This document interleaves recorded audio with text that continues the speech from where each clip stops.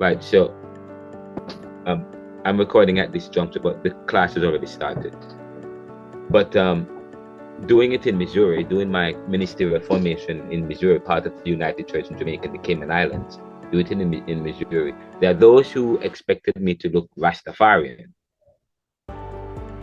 yet they were perplexed with the fact that I didn't have dreads and so on and so forth.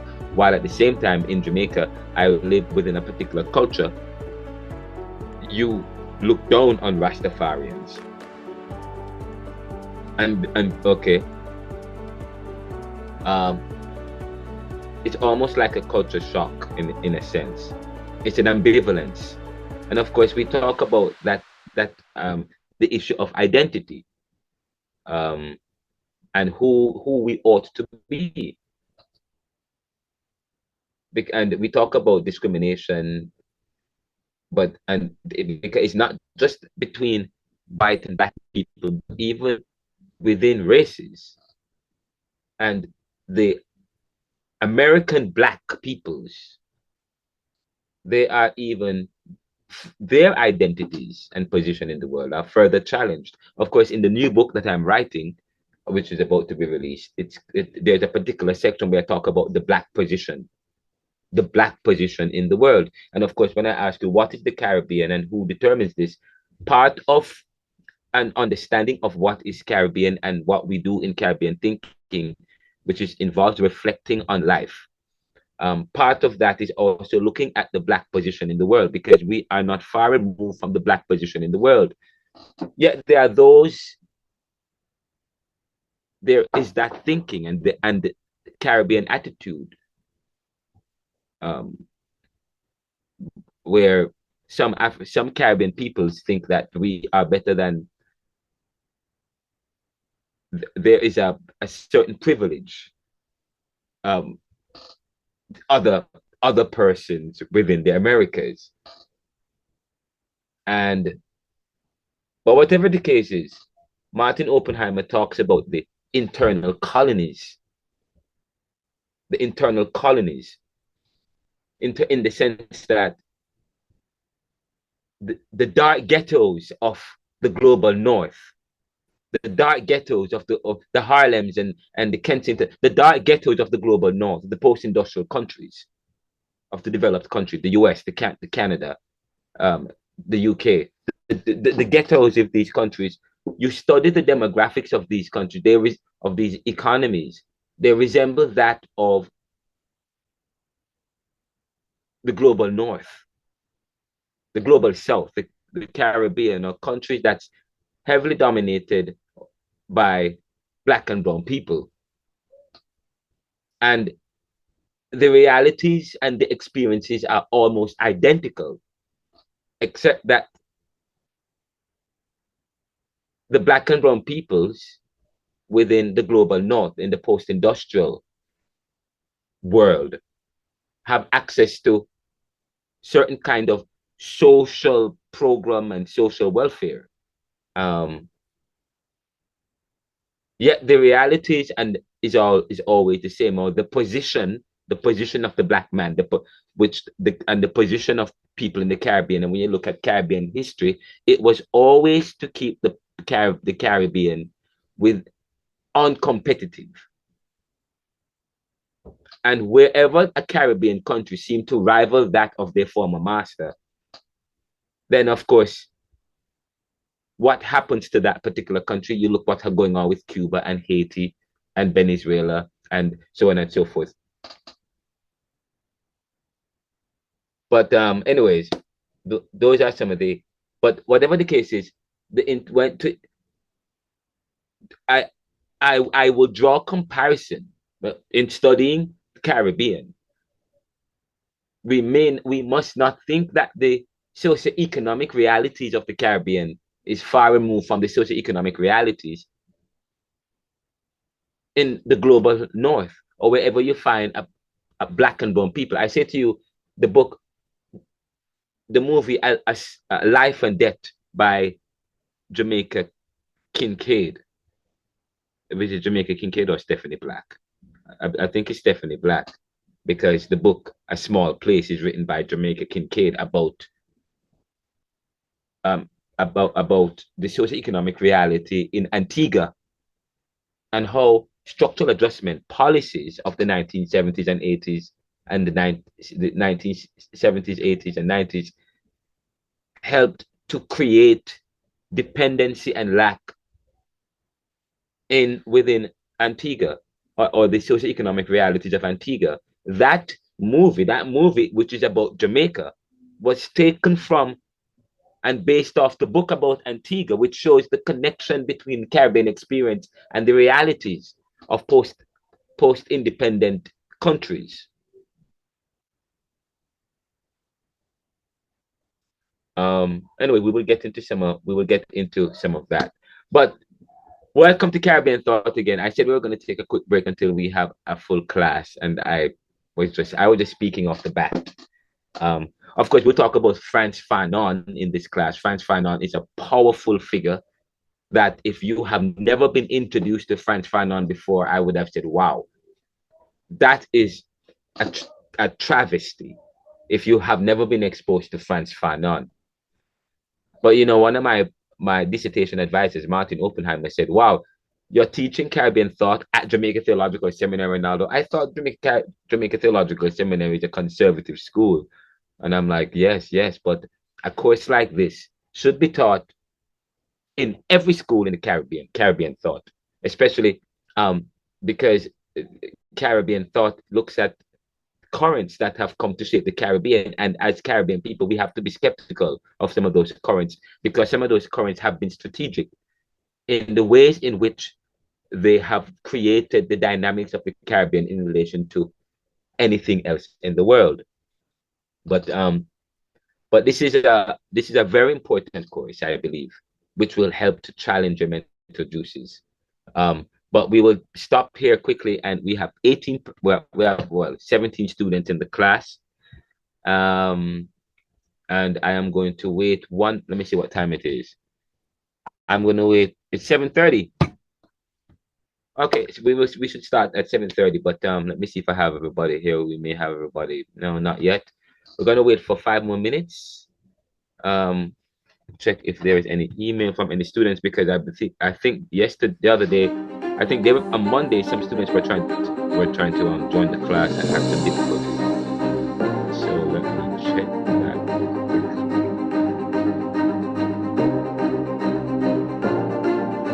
Do we have class today? Oh, somebody just sent me a text requesting access to class.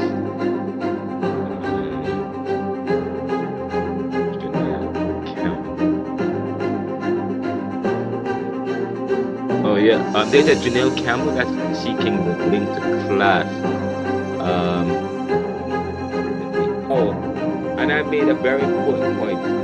Oh, okay, thank you so much. So, okay, so that is Kamori. I read your paper. Very good. Thank you. It was quite interesting. This is what, okay, I have an idea. That's why I don't even want to go over the resume, the syllabus with you guys, because I have an idea to put you guys in groups. And I never did it last semester, but this semester, I have an idea to put you guys in groups of 5. Okay, so we must probably, but I don't know, because the class keeps growing, because they sent me a list with 23 last week, and then 3 more students joined the class. Then today, another 3 more students in the class. So the class keeps growing, and you know, from 23 to 27, that's a lot. That's like a group to itself. But my goal was to have 5 people, 5 groups of 5. If the class goes to 30, then we'll have 6 group of 5. But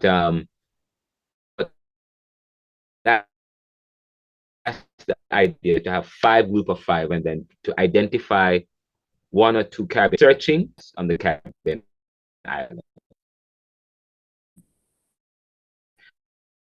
And when you put at each, we could do use 2 weeks to do that. Well, we save I'm still working on some of the requirements. But let me see list. Is this thought lecture 6 complex Caribbean thought lecture exploring the islands of the Caribbean. I've already done this, and I have a lecture and the information prepared for you guys. But I said actually to make it more interesting, I should send around a sign-up sheet and ask you guys with a particular date, and then have you guys only five students can sign up. Only five students can sign up for those for a particular island. Once that group reach its maximum, you have to join another group. So I mean, we could do that. Um, and then that's how we could formulate the groups. But so there's Haiti, there's Cuba, and if say so, what you'll be required to do as a group, I will would be to talk about the socio-political economy of each island. Like say for example, Haiti. You talk about the religions in Haiti, demographics, the history, and the current position. I mean, that could be it. If you want to add anything else. Oh, and a main thinker. I'm going to add that main thinker. There we go. I'm going to add a main thinker. So, so that is what I'm thinking about doing in terms of the groups. So to have 5 groups of 5, and each group present on a Caribbean island. So what you're going to say, if it's five groups, it will be 5 Caribbean islands. Any island that the groups don't present on, I will present on those. Okay. But you have Haiti, Cuba, Dominican Republic, Jamaica, Trinidad and Tobago, Barbados, Guyana, Martinique, Cayman Islands, Belize, Grenada, Puerto Rico, Suriname, so on and so forth. So yes, I think that would be one of the group work that you guys would have. That will be the group work I think that I would want you guys to do. What do you guys think about that? What do you guys think about that?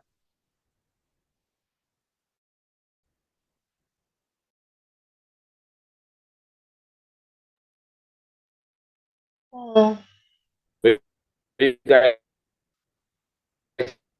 think about that? Good idea, sir. Guys, I was sir? supposed to have your screens open. Right. What do you guys think about the group assignment? Yeah, I said good idea, sir. I responded. Okay. Oh, you think it's a good idea? Okay. Okay. So it look Good. So like you it guys can all work, agree. You man. guys. All right. Good. So what it can work. We're going to do that. So so in this class, before we finish the class today, we are going to establish the groups. Everybody's having terrible internet connection. Okay. So we're going to establish the groups today. I'm going to send around a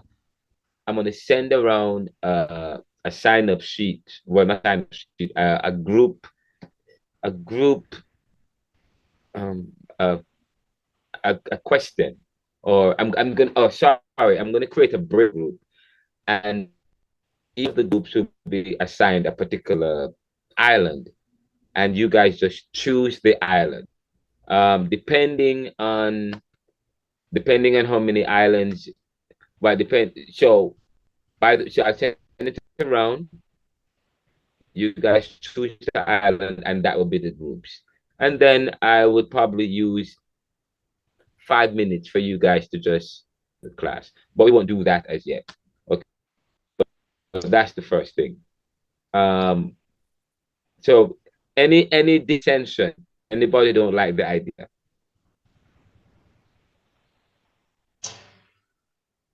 Hmm. Dion, you don't like it? Do you have another option? You have an option, you said? Did you say? Or? If you have another option, Yes.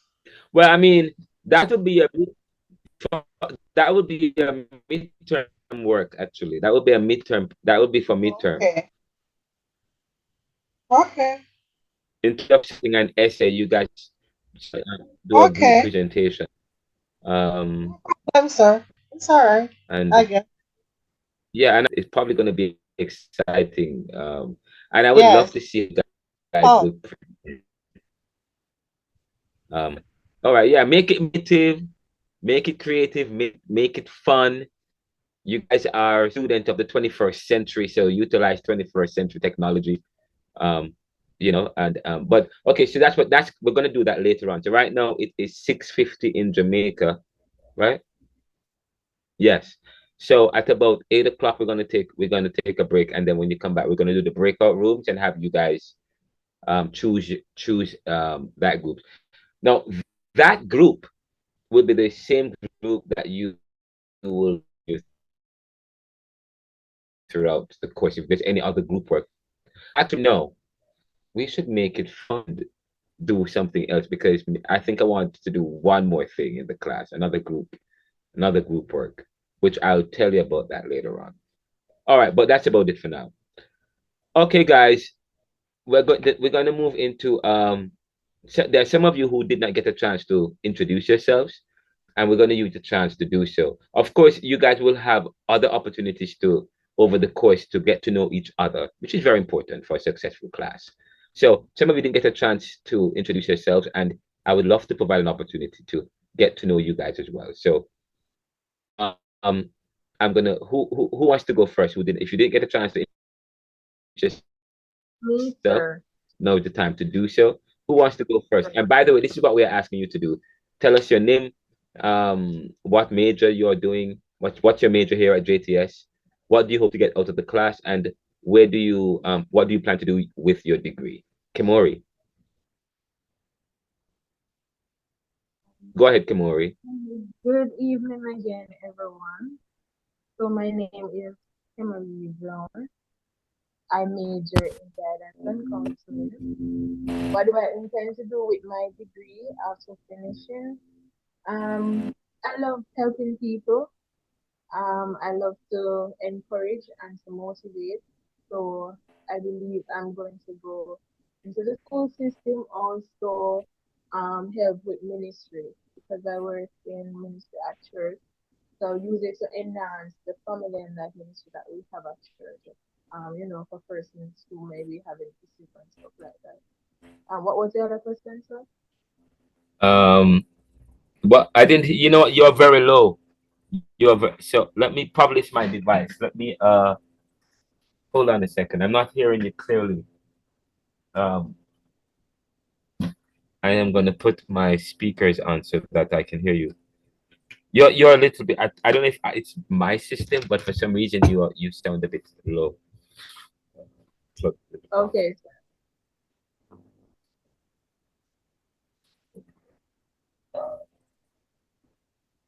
You're low for me as well, Camaris, I think. Oh, I can hear Oh, Avril very clearly. you can hear Avril. All right, hold on a Avril second. clearly. Sorry. Ugh. So Yeah, yeah. you're low. You are low, Camaris. All right. Go ahead. I heard any better? Yeah, a little bit. All right. So let me start over. My name is Camry Brown. I major in guidance and counseling. And what would I do with my degree at the end of achieving it? Um, I am passionate about people.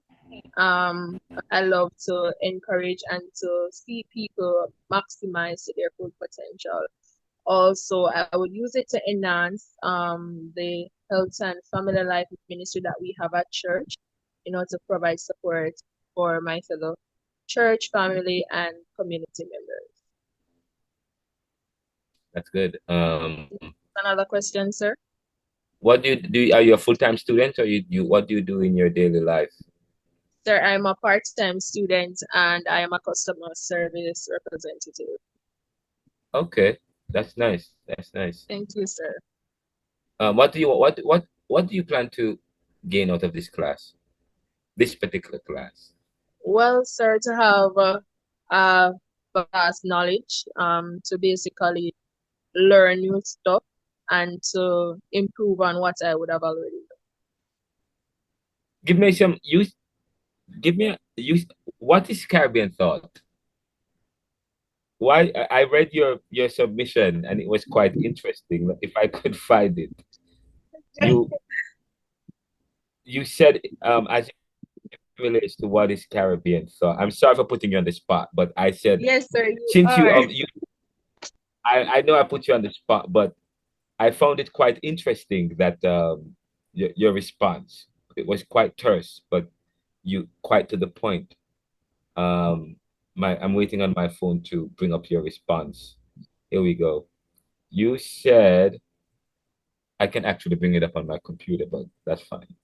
Caribbean thought consists of the Caribbean Sea and its island and surrounding coasts, as defined by the Caribbean community.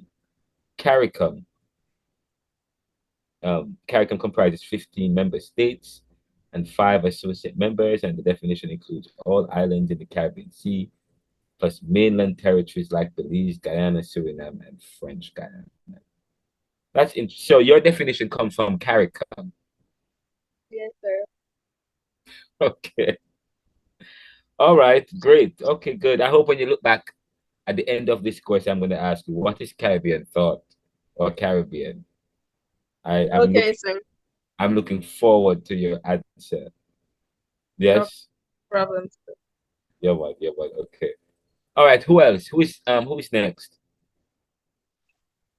Can I go, sir? Yes, Danielle. All right. Good afternoon or good evening, everyone. Good I'm evening. Danielle. I'm Danielle Prendergast Shattuck. I am a social work student, part-time. My full-time job is a teacher of Spanish. Okay. Yes. Oh, I'm that's coming. very good. Very, All very right. good. That's good. That's Yes. good. What do I hope to do with my degree in social work? To come out of the classroom, long and short of it. Still would like to work with children, just not in a classroom setting. Yeah.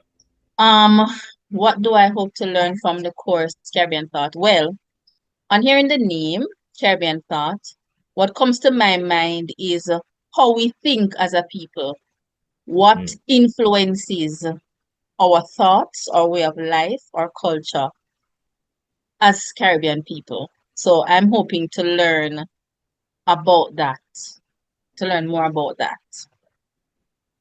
And I think that's it. If I were to ask you, what is the Caribbean and so where is the Caribbean and are Caribbean people Americans? How would you answer that question? Repeat the question, sir. What is the where is the Caribbean and are Caribbean people Americans? How would you answer that? Caribbean people are Americans, technically, yes, because we are in the Americas. Okay. So I would say yes, based on that, in that context. Yes. Yeah. And the Caribbean, I think, is an area really that was or that is made up of countries that were once colonies. That were once colonies. So that's Yes. wait, so once That's just my thought. Oh wait, so you tell me you don't have any colonies in the Caribbean or in the Americas today? They're all freed or independent? So that's a good question, and honestly, I haven't a clue. Okay, one of these students might be able to help you to answer that question. Who wants to go next and help? Can't try answer, sir. Tanya? Good evening, sir. Who wants to go next? Who's that? Who said that? Tanya? Sarnia, sir. Okay, go Yes, ahead. sir. Welcome to the class, Tanya. And thank you for Thank that. you, sir. Thank you, Danielle. There's no right and wrong answer here. Okay, this is all right. Thank you for that. Okay, Anyway, sir. yeah, man, you're good. Sania, you go ahead. Good evening, everyone. My name is Sarnia Rowe. I hail from the parish of Portland. I wish I could say I'm a final year student, but I'm a second year theology student. Sir, what was the other question? I don't remember all the What do you questions. hope to gain from? What do you hope to gain out of this class? To learn more about the Caribbean and its people, our history, where we're going from here, what's our destiny as a people in the Caribbean. Oh, why is it important to know that? But you have said Uh, that what you have said is really important. Who we are Sir, as a as the people. saying goes, if we don't know where we are coming from, then we are bound to make mistakes that our foreparents made that kind of hindered us as a people. You know, Sonia, earlier today I was looking for a book. I was actually looking for. I just relocated to a different place, and my books are still packed up. But I was trying to find this book. You can't see it No, I because of can the. hardly see it. I apologize because of the. But the book is called "The Location of Culture" by Homi Bhabha. A very good book, which is on the syllabus. If you guys can get it, that would be great. But anyways, but while searching for it, I found another big book, African Sociology Towards a Critical Perspective, in my library of books, and I didn't even realize I had this book. So I started reading this book. It's again, it's called African Sociology Towards a Critical Perspective. It's the collected essays of Bernard Makozwe Magubane, and it's published by the African Renaissance series, whatever they're called. But anyways, African sociology. But it was quite what was quite interesting when I was reading it. They made a very important point on it's on one of the chapters. It's called "Crisis in African Sociology." It says history is neither mere action nor vertiginous freedom nor frivolous creativity, but it is the persistent attempt to do the best we can with the knowledge of the moment. The knowledge of the moment. Okay. It is the persistent attempt to do the best we can with the knowledge of the moment. You know, sometimes you know, kids growing up blame their parents. I Mm-hmm. think I wrote an article. I could have been a Serena. I could have been a Usain Bolt. But some parents dissuade their children from pursuing certain dreams, and they raise their kids in a very very harsh way, um a way that is devoid from the understanding of developmental psychology. But anyway, whatever the Mm-hmm. case is, for example, I said like some parents were my the discipline was brutal in some households. Okay. That's true. And then you look at what pertains today in certain communities, Mm-hmm. where children are very violent, and then you see the socialization that people are exposed to. Yes. But I said to you, say, for example, the way in which my parents disciplined us and the way how we were grown, part of that stems from how How they they were were, grown. and they Mm-hmm. were deliberately exposed to a kind of education. They were deliberately exposed to a kind of discipline and knowledge. Yeah. Okay, which continues to influence the black and brown position today. That's true. Uh, so you said that it's important for us to understand, to know to understand where we're going, so that where we're going we can be part of life, part of society, so that we can compete in this very competitive world. So, but it's very important. Now, the book continues. He says, if we are told that truth lies in the poor, it simply means that the falsity of society lies in its oppression which, however, much it is masked by idealism and argumentation, it revealed in the poorest of the poor. Anyways, but the point I'm getting at here is this, that history is neither mere action nor frivolous creativity. It's the persistent attempt to do the best we can with the knowledge of the moment. Okay? The persistent. It is not static. Okay? It is not static. It is something that you have to revisit and Yeah. that you have to consider. And of course, this particular course considers will delve into that. We consider history, but it's not just looking at history, but it's looking at our reality, so that we are informed about the future. Okay. But thank you, Sania. Okay, sir. By the way, any Caribbean, any colonies in the Caribbean? We have U.S. Virgin Island, British Virgin Islands. We have Aruba, Bonaire, Curacao, Saint Martin, ruled by the French, the Dutch, and people from Netherlands. I mean, any colonies not post. I mean, some of Not those not are. not those that are ruled by What about, right? I mean, the current ones right colonizers. now. Puerto Rico, yes.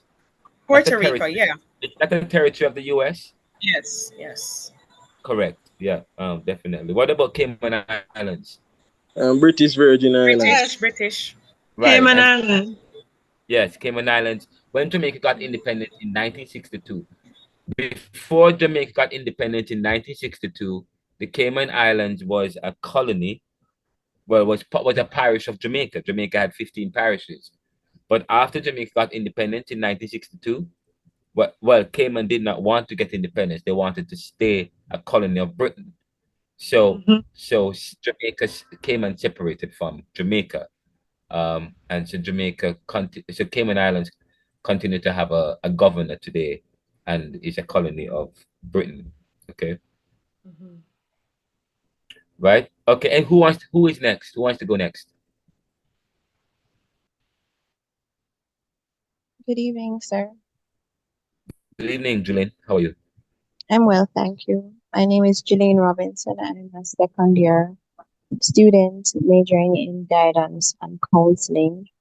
Caribbean Thought as a course is pretty new to me in terms of what the content of it is, but just from what we have spoken about already and from what I know of the nuanced sociological culture of the Caribbean, my hope is to understand that a little better, to get a deeper understanding of the complexities of what has shaped our region, our thought processes, our culture, the intellectual landscape, um, to explore what impacted it, because I think it's important for us to understand why, as a people, we operate the way that we do. And I think a lot of it comes from, or has come from, has perpetuated through generations from our ancestry, and those things, those other bodies that might have impacted how we operated. So I'm just hoping to get a deeper understanding.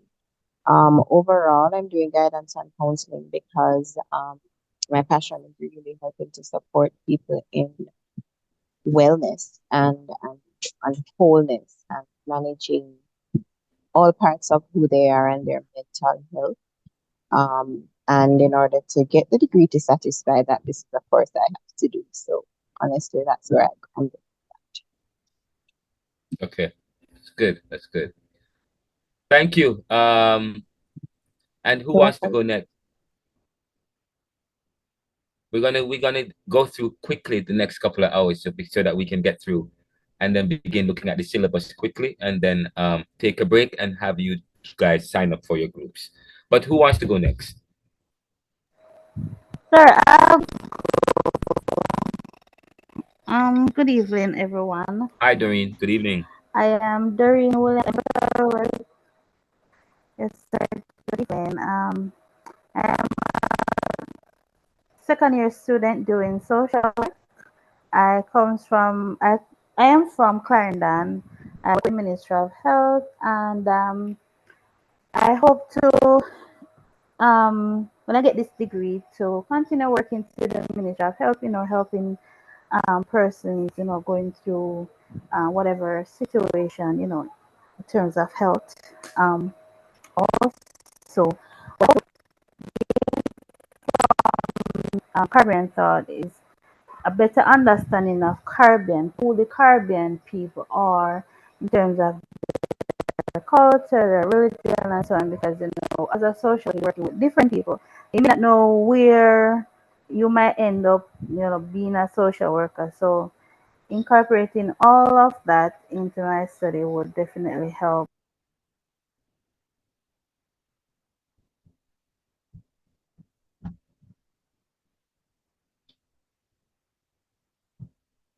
Hello,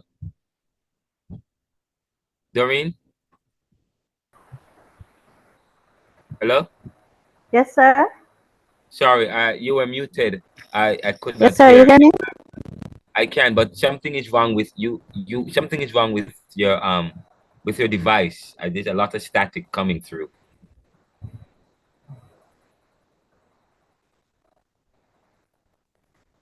Oh, I'm having internet issues. The internet is unstable. Okay. All right. But what were you saying towards the end, just now?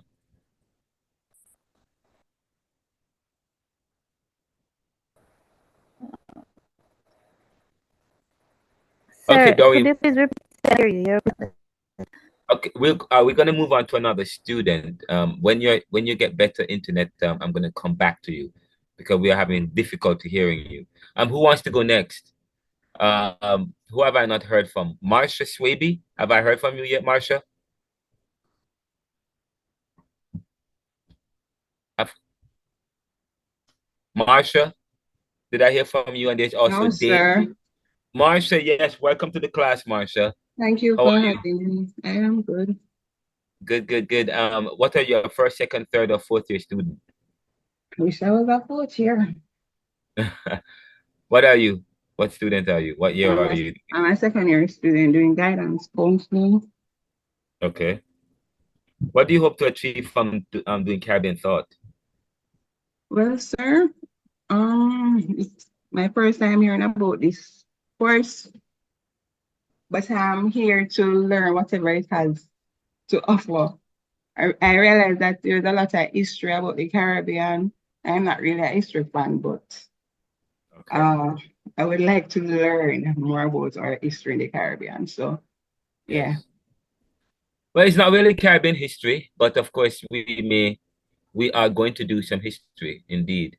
In fact, history is very important. In That's fact, true. what we say in this history, we say the Caribbean is an invention. And so the Caribbean is invention of the stemming from the 1960s or before that, and which plays a part in terms of the reality of our position today. What must we be, and how can we learn from this invention, and what must we be tomorrow? Uh, we said that the Caribbean, we are uncompetitive, um, lack of innovation in some senses, but we but have been very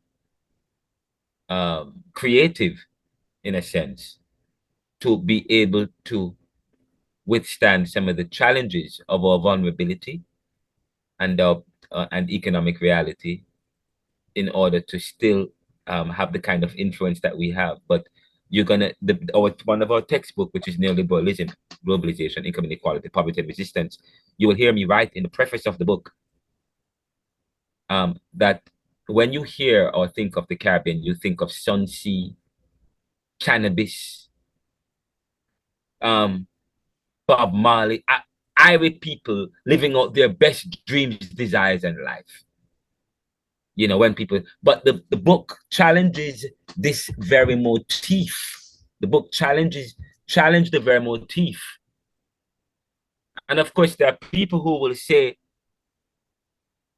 if you, as a Caribbean person, you go to another country, In fact, I was having a conversation with somebody there, with my neighbor, and I said to my neighbor, I was at the tennis court playing tennis, and the gentleman from Bahamas came to, or Barbados, one of them, Bahamas, came up to me, and he introduced himself to me. I said I'm originally from Jamaica. He said he's from Bahamas, and he said that of course, whatever. I mean, we exchanged pleasantries, and then I went back home and was telling my neighbor, oh, I just met someone from Bahamas, and he was saying the person I was speaking to was an American. The American said, What is he doing?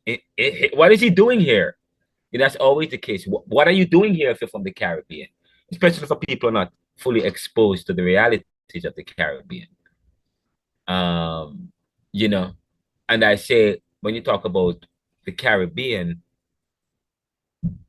there are some places that you are told not to go in the Caribbean, but there are other places you are told to go. And when you talk about the Caribbean as a paradise, and the places and the funding and the money that is spent on those tourist places, okay?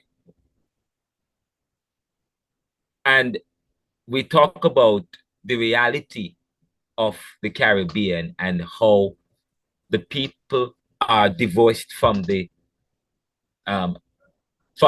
paradise that many people kill themselves in the post-industrial country to go to for relaxation and so on and so forth. But there are those people that they don't, for them, it's not paradise. For people who live in the Caribbean, it's not paradise. And then when you watch the film Life and Death, the film is done in a particular way. When it shows the reality of the tourist and the ways that they're always smiling and being treated as kings and queens by the locals. And then when it switches to the local places and the spaces and where the black and brown people normally occupy, whether here in the US or in the Caribbean, paradises, it's no paradise for them. Although, especially, well, not for a lot of people who continue to experience poverty. But then I might say poverty is different in the Caribbean as it is in the US. But nonetheless, we know what we're talking about generally when we speak about the reality of the Caribbean and what have formulated those realities. So it's very important to study. You know, when I came to the US, I went to the University of Pennsylvania, and I didn't go to Penn State. I went to UPenn, which is one of the 6 Ivy League colleges in the US. And it was never my intention to do so, but God would have it that I got in to University of Penn. But I didn't know what I wanted to study, but while doing research, I did cinema and globalization and watched Life and Death, but I was intrigued by the wealth. Every time I would travel the US and go back and travel the world, go back to Jamaica, I was intrigued. And then I started reading people like W. Rostow that talks about the stage of development. If countries plug themselves in globalization, in neoliberal globalization, if countries were to follow the stages of development, okay, then they are supposed to experience wealth. But the Caribbean, but when you come like what is going on in the US and they should experience a kind of modernity.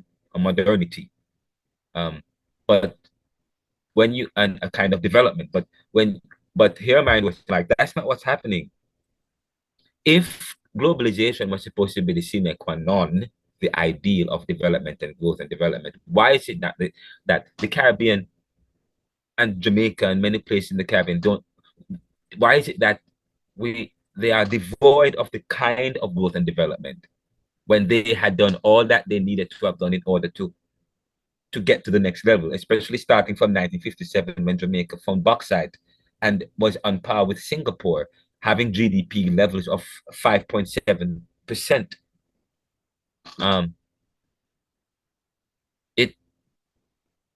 Bauxite and the bauxite has not resulted in the kind of development, the kind of profits and gains Of course, the book that I read from earlier talks about that. So it's important for us. We don't want to make the same mistakes of the past. Of course, in this course, we will delve into those missteps. Okay, we will delve into those, into that. And we will, as we begin to understand Caribbean and Caribbean reality. So it's very good that you would mention that you bring that, Julian, that you would talk about the issue of what pertains in looking at history and how history is important to inform our future and present reality.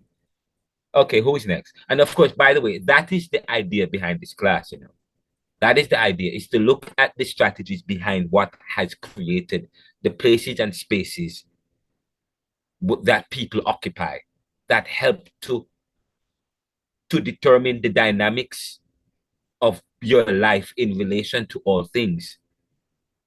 We talk about why some people don't have generational wealth. Okay. And of course, when you study Karl Marx challenged, he was like an iconoclast, an image breaker. He challenged Adam Smith, capitalism, the wealth of nations, because he was saying the wealth of nations didn't come from hard work. Capitalist societies, wealth and development didn't come from hard work. It came from a kind of strategy based on theft. Of course, Christopher Columbus, when you look at our textbook, Neoliberalism, one of the topics, it says from Columbus, from Columbus buck up to the 1990s. From Columbus buck up, because we're saying that it was a theft, but to the Europeans, it wasn't a theft, because for them, it's not a theft. It is for them it was normal, because if the European did not discover it, it is not discovered, because they have the privilege of doing so. Yes. But anyways, let's continue. Who is next? Good evening, everyone. My name is Dane Charles. I am a final year student in doing guidance and counseling. I am a teacher, and with my degree, I am hoping to enhance my role as a teacher in regards to helping my students develop emotionally and socially, as well as understanding their various behaviors. From this course, I am hoping to gain a deeper knowledge and appreciation for the diverse perspectives or influence Caribbean culture and identity. Where are you from, Dane?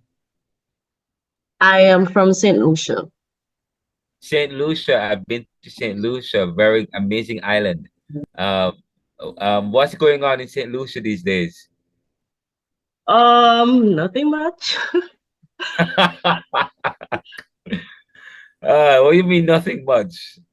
I know some of the other Trinidad is at one time, Trinidad never had the kind of crime and violence that Jamaica was experiencing. Now in Trinidad, crime and violence has become a major issue. Is it the same thing in St. Lucia? Yes, it has. There has been, especially the town, Viewport area, there has been some gang violence happening last year. Yeah. Okay. All right. And of course, I know St. Lucia has a very interesting history. And I think some of the old timers there still speak a form of French. Yes? Yeah, French Creole. It's not Haiti that have French Creole. While staying there, I discovered that yes, some people speak a kind of a French Creole, because they had their influence with the French, because at one, right, and many you would know that. And then of course the English took over after that, and of course English is the official language. We use both. Both. Okay, great. All right. But thank you so much. I appreciate that. So when you're in the group, when you do the group work, I won't put St. Lucia for you. I mean, you'll have to join a different group. You can't join the St. Lucia people. Okay, sir. All right, thank you so much. Okay, who wants to go next?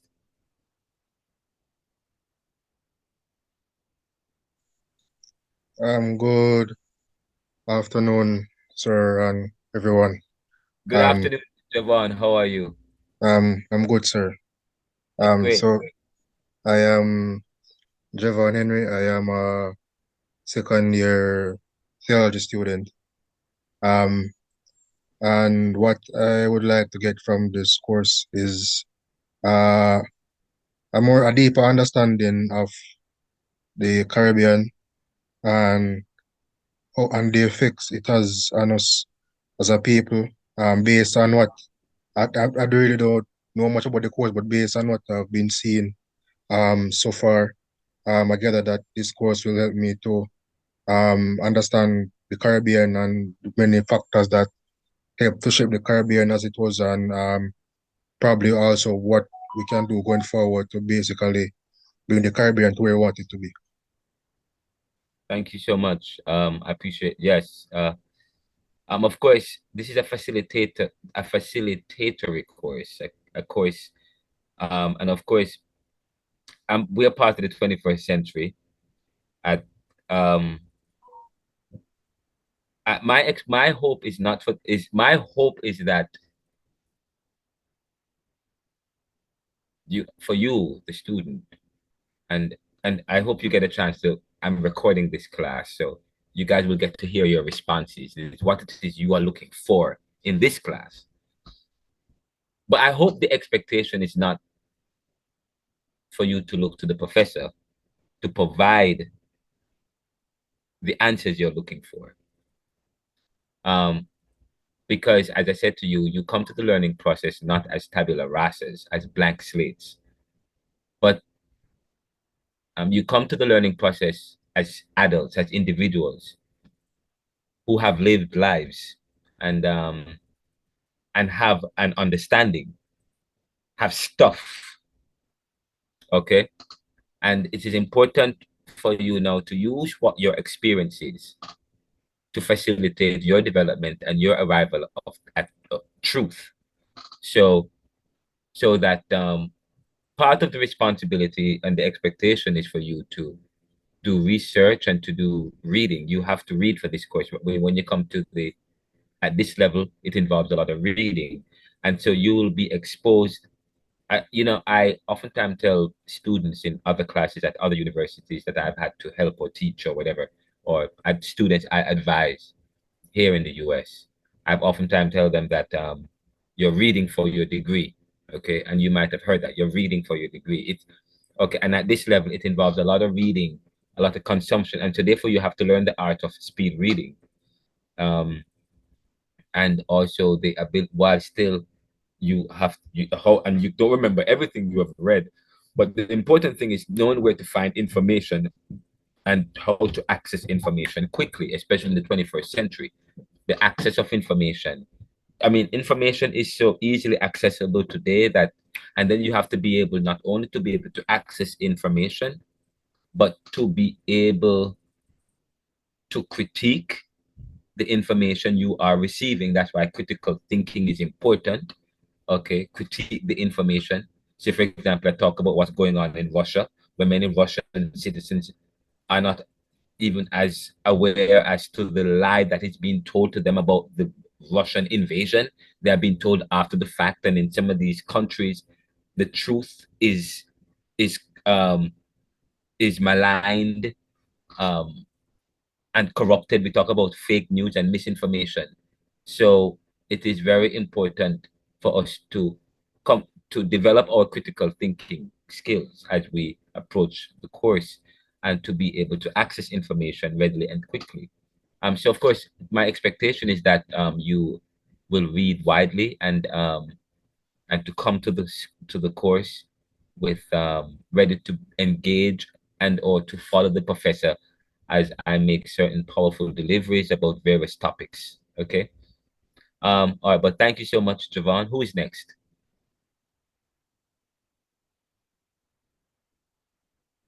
Who is next? Anybody else? I think that's about it. That's 21. Oh, that's 20. All right. So that's it. That's it, guys. All right. So we was so okay. Anybody else? Oh no, I don't know Nevia. Navia, I've never. Okay, Navia, welcome to the class. Navia, sorry, help me with your name, please. I apologize. Good evening, sir. Good evening, everyone. My name is Nivia Fenelon. I am a St. Lucian as well. I'm in my Okay. third year um, of the guidance counseling, and a teacher by profession. This class seemed to be very heavily content, and I would like to understand the information that will be presented so that I would be able to apply it appropriately.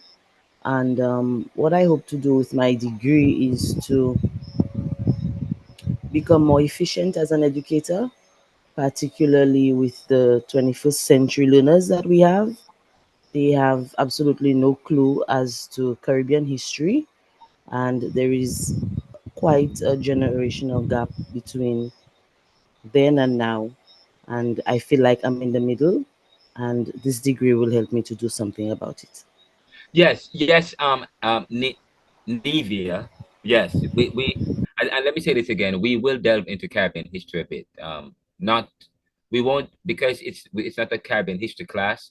However, we will delve into Caribbean history. We will begin with, we will look at, and I will distribute some resources, some materials that we're going to be reading from that looks at several Caribbean thinkers: C.L.R. James, Walter Rodney, how Europe underdeveloped Africa. We will look at Stephanie Black, Louise Bennett, Bob Marley. We will watch some films by Bob, talking about Bob Marley and Rastafarianism. Um, we will definitely delve into some thinkers that have helped to facilitate this kind of Caribbean thinking. Louise Bennett is quite a powerful person who we have to consider. Um, V.S. Nepal as well. Ramesh Ramsawan is another person who we will look at. Rex Nettleford, yes, Edward Siaga, and Nelson Mandela. Actually, I was reading a book written by, it's called the Social Origins of Democratic Socialism in Jamaica and by extension the Caribbean, which is a very good book. Which I was, when I was in Jamaica the other day, I went to the library to check if you guys have the book. The book is not in the library, and I'm like, oh my God.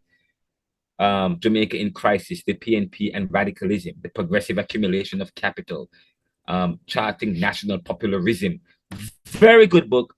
And at one class, we're going to delve into this book a little bit. So I'm going to lift up some points from this class as I talk about the social origins of democratic socialism and not just in Jamaica, but throughout the Caribbean from the 1940s, but mostly in the 70s. There were, especially in the 70s, a strong drive towards populism, especially which in a sense, it's the resurgence of populism started in 2016. Okay, and in various countries, but it's quite interesting when we talk about democratic socialism, when we talk about Maurice Bishop of Grenada, okay, and with the People's Revolutionary Army in Grenada, okay. We talk and what's happening in Cuba with C.L.R. James and Walter Rodney, Mike. That the 1970s were a very important period, just as the 1940s. And when we talk about Reaganomics and trickle-down economics, that was part of the economy, the economics of Edward Siaga and the Jamaica Labour Party government. Okay. And when you start to go to Trinidad and they look at the two kind, what separate the barriers they upon the government. Okay.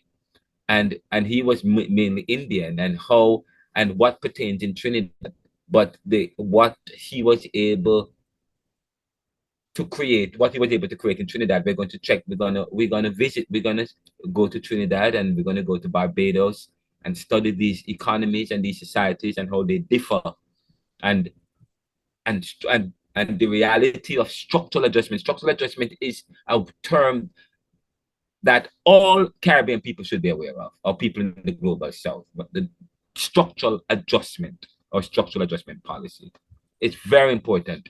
And of course, Ramesh Ramsawan talks about structural adjustment. And it's not just a Jamaican experience, it's a Caribbean experience. So we will talk about that. All right, Nivea, thank you. Anybody else? Good evening, sir. Good evening, everyone. I'm Avril Morgan Avis, and I'm a second-year student doing guidance and counseling. I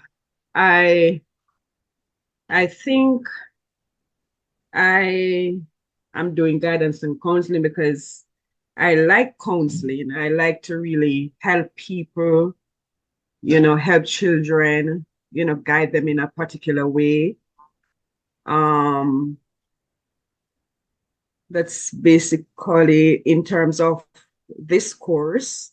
It's new to me, and so I'm trying to follow you as you go along and to learn from my fellow colleagues as to what is happening. So that's basically from me, right?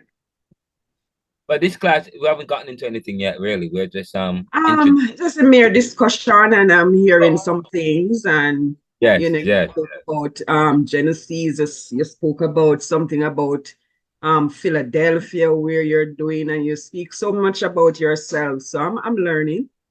Yes, yes. All right. Okay. Anybody else?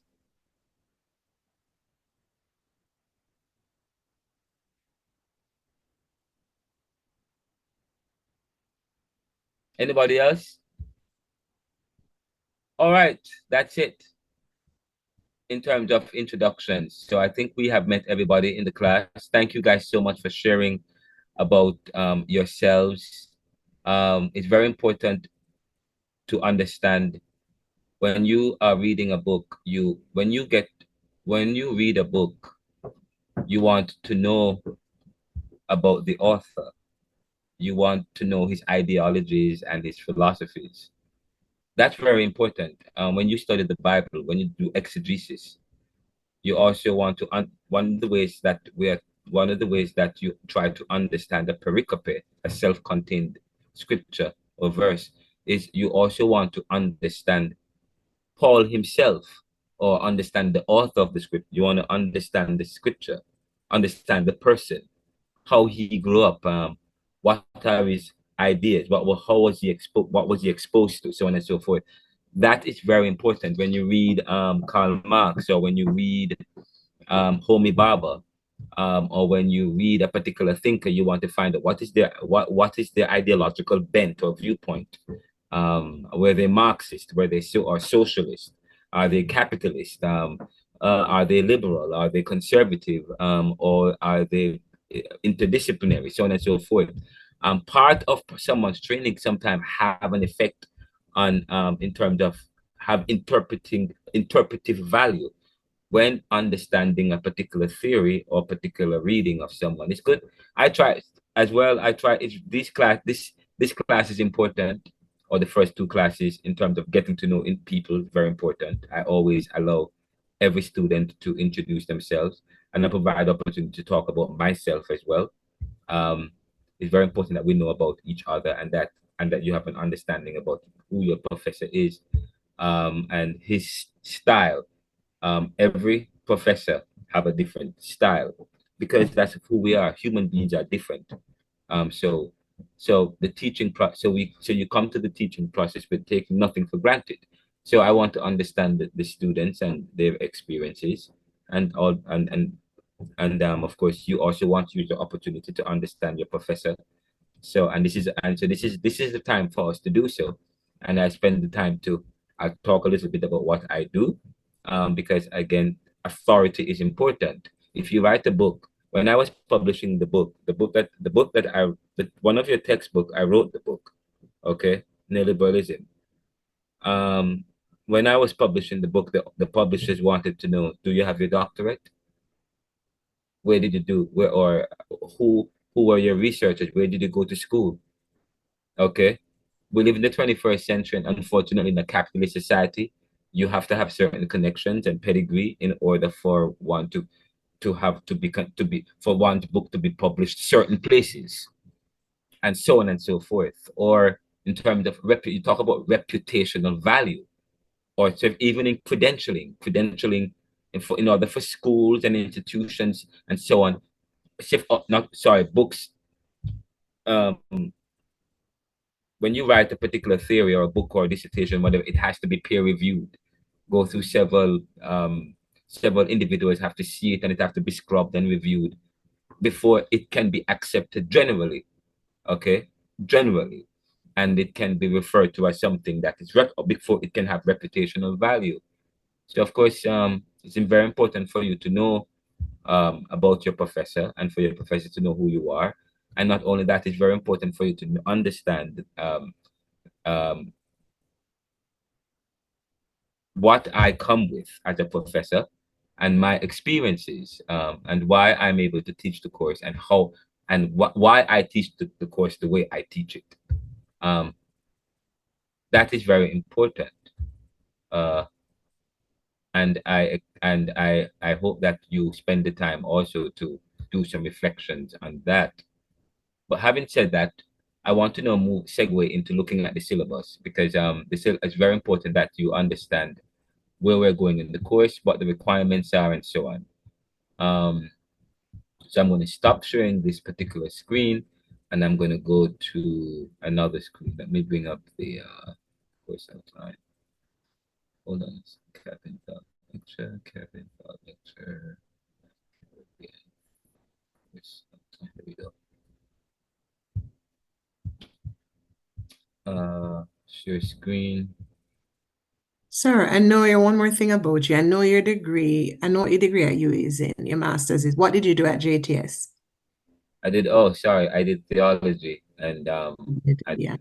my major was in theology. My minor was in counseling psychology. Guidance and counseling. Guidance and counseling. Guidance and counseling. But I also did some master's level courses at CGST while I was at JTS. So I did the MAPPC counseling program that they had, and some ethics program. So I did some master's level courses while I was at JTS studying doing the BA. I did several courses at the master's level. Yes. Yeah, it was quite intense at JTS back in the days. I know. I've heard about it. Yeah, and I went to JTS the other day, and anyways, I won't talk about it. It's different. Yes, it's different. It's there is no campus life. There was nobody there. The campus life was missing. I said, "Oh, they have a student union?" I said, "Yes, there is a student union." I'm like, "Oh."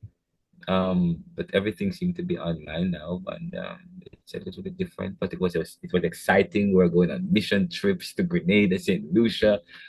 Oh, it was great. We had the mentoring ministry and the buddy programs. It was just we had a lot of people from the US. I mean, we had some professors, mission professors, but we have a lot of Jamaicans as well.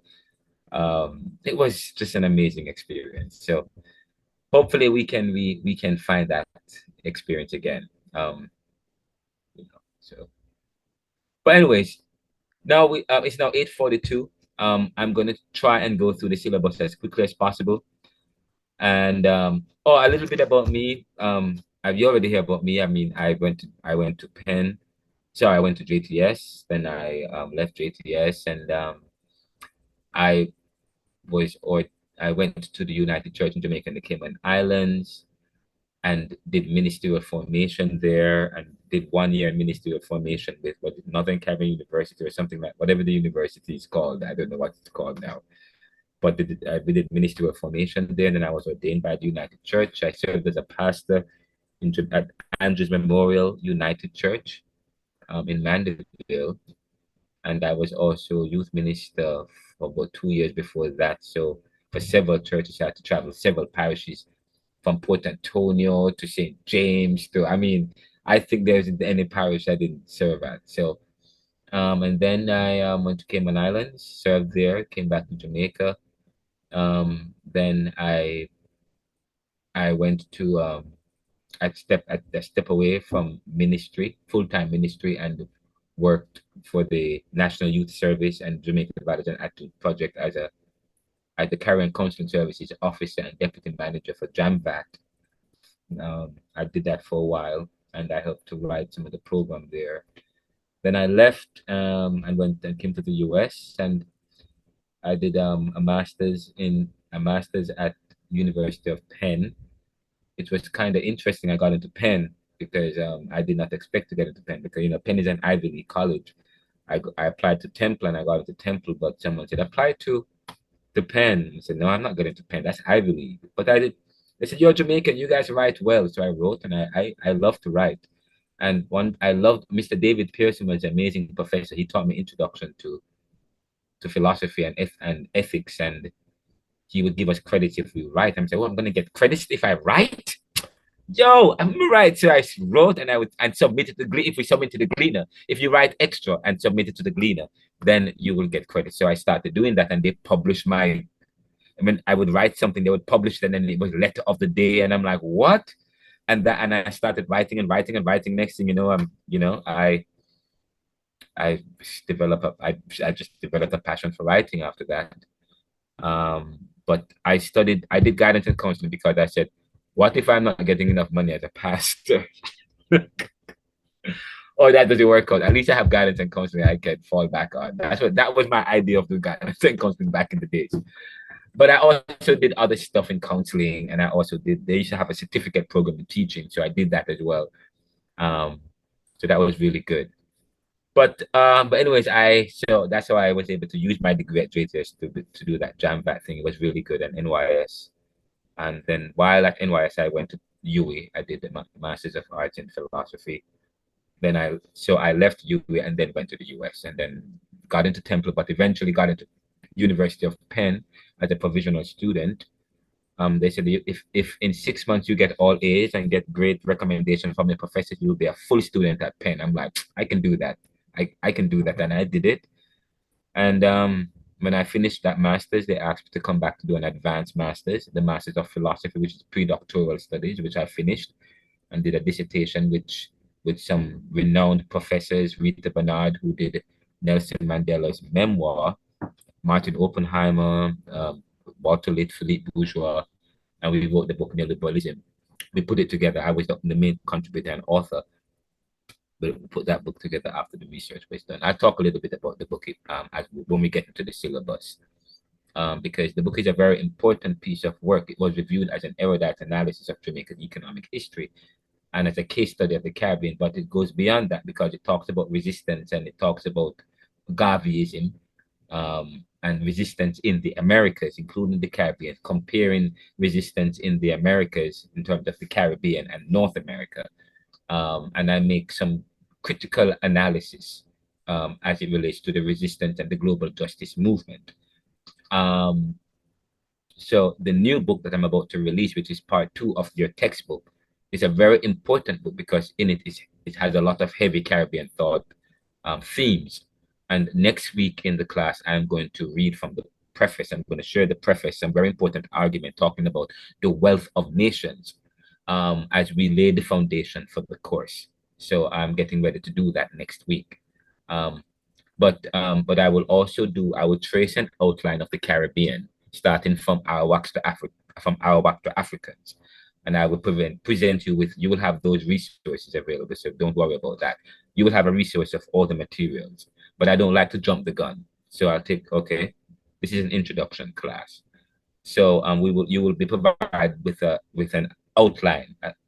So what I did was I traced the outline of the Caribbean and I put a timeline and the themes and the activities that signified or highlight the particular period. So we would trace the coming to be, the invention of the Caribbean. We'll trace it starting from the Arawak to Africans up to today. And will also be provided. You'll be provided with some Caribbean thinkers, 36 Caribbean thinkers, and the material I will provide you will look at their major ideas, their major works, their philosophies, so on and so forth. I was thinking about putting you guys in groups and having you guys do research on each of the thinkers. But I'm not going to do that. I'm going to have you guys sign up for a particular island, and then one of the things that you will have to do is to also talk about a main person in that island. Say, for example, CLR James, or for Guyana, Walter Walter Rodney. If somebody doing Guyana, you could talk about Walter Rodney. Okay. But briefly, because but I have and then whatever you're not doing, I'll cover that. So you'll be provided a copy of that and with some general lecture notes. So I also have lecture notes that you will also be provided with. You will also be provided, as again, you will also have access to the lectures each week. So now that I've got that out of the way, we're going to go into the course outline. And Dion, go ahead. Yes, sir. I was wondering because I have a headache and I'm feeling so well. So I was wondering if you're going to put us in the group or not, because I don't think I can stay on anymore. The sound and the headache. The what? Headache. I'm having a headache. So I was saying to you, if you're going to put us in group now, or I don't think I can wait. If you could add after, I'm not feeling well, a headache. Okay, so all right. So you are saying that you're not feeling well, so you can't stay for the No, entire. so right. Okay. Well, if what I'm gonna do show up in the next couple of minutes. If you're not here during that time, what I will do is that you can next week when you come to class, if you're not in a group, then you will sign up for a group that has not been taken. Okay. Okay, So, sir. What I'm going to do is I'm going to stay far from the device because the sound making my head hurt even more. So the more I listen, the more my head hurts. So I'm going to stay at little distance from it and to see if I'm going to be cool. All right. oh, is something going on with your internet? No, sir. Oh, okay. But you said the sound, but I'm not understanding what you mean by the sound. Is it you said the sound, is it going to be a major, because you're going to have this sound every week? If I mean I'm The not internet understanding. sometimes in and out, and the sound that comes from it. Okay. All right. Well, I hope it gets better for you. I'm sorry about that. But let's go into the syllabus now. Let's get in the syllabus quickly. Anybody else? I see another raised hand. Oh, sorry about that, sir. I was just I wasn't too sure as to how you said you were going to do the group. I don't know if you want to do that after you go through the syllabus, or you want to do it now before going into the syllabus. I'm going to do it before I get into the syllabus. Okay, Sorry. sir. No, I apologize. Hold up. No, I'm going to do it after I get into the syllabus, which I'm going to go through the syllabus really quickly. Okay, and then sir. and then I'll do that lastly. Okay. All right, but let's get into the syllabus now. The course Caribbean Thought, it's a 2,000 level course. As you know, when at the academic level, you have 1,000, 2,000, 3,000, 4,000, 5,000. This is a 2,000 level course. So it's not so at the same time, it's the level of the course will help to determine the work that you get in this course. Okay. So it's for 3 hours. Actually, sorry, this is incorrect. It's 6 hours. I said credit is 3 hours, but 6 hours per week because it's summer. The course focuses on and explores the diverse currents of Caribbean thought, which have influenced the development of Caribbean societies from colonialism to independence and beyond. Again, let me just say this again. The course focuses on and explores the diverse currents of Caribbean thought, which have influenced the development of Caribbean societies from colonialism to independence and beyond. Okay, that's the most important thing. It traces the history of resistance. It traces the history. So we're going to trace the history of resistance, and it examines the quest for equality and the challenge of defining Caribbean identity within this post-colonial and neoliberal globalized world. Not just within the geographic sense, but also in terms of a diasporic sense. Now, and of course, the word post-colonial is important, okay? And again, we use the word neoliberal globalized word, which is a term that you will have to familiarize yourself with. Neoliberal globalized world, which we will talk about. Neoliberal globalized come from neoliberalism and globalization. Neoliberal globalized world from the 1960s and beyond, when countries in the global south had to neoliberalize or liberalize their economies. In other words, open borders for open penetration, so that to facilitate globalization. The world was speeding towards globalization as you move towards the 1970s. Structural adjustment policy was supposed to help to facilitate globalization.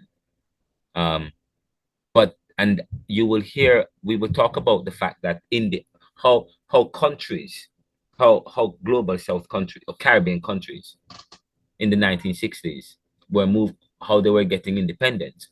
But little did they know that this independence, this freedom, their sovereignty will be challenged by globally by what was going on, what was going to happen in the next 10 years. Globalization. We call that an irony. That's what we call an irony, because little did they know that while they were planning and gaining and setting for their independence so that they can be sovereign states of freed men who are charting their own course. Little did they know that they were going to, the world was about to go through a major economic shift, globalization, this one village theory. But that globalization would be the demise of the Caribbean, or would be what continue to keep down the Caribbean and keep them as what we usually call third world. So the course will trace the history, and the book, our textbook, Neoliberalism, Globalization, Income Inequality, Poverty and Resistance, is 2 books in one. The second part of the book looks at resistance, and it traces resistance. Okay, so, and of course, when you look at resistance, Marcus Garvey had his brand of resistance. George Padmore had his brand of resistance. So the course traces the history of resistance and examines the quest for equality and the challenge of defining Caribbean identity within this post-colonial and neoliberal globalized world. Not just within the geographic sense, not just within the Caribbean basin, but also in terms of a diasporic sense, moving beyond the Caribbean to consider people or Caribbean people outside of the Caribbean. And of course, one of the questions we talk about first generation Jamaicans, or first generation American, second generation American, third generation American. There's a particular reason why we do this activity, to show the lines of connection. 3 million Jamaicans live in Jamaica, while they say 3 million Jamaicans, or even more now, live outside of Jamaica. But the course, this particular course, will challenge the students to develop and express your own critical thinking as a Caribbean people within a unique way that helps to realize further the hope of a free, independent Caribbean that is bursting with hope and opportunity. But the course understands that it requires that students begin to critique and explore their own thinking in deeply esoteric and critical ways that deconstructs history and philosophy. So part of what we do in this course is to deconstruct history and philosophy. At the end, you will create your own Caribbean thought, leading to a Caribbean academic journal of young academics and future scholars.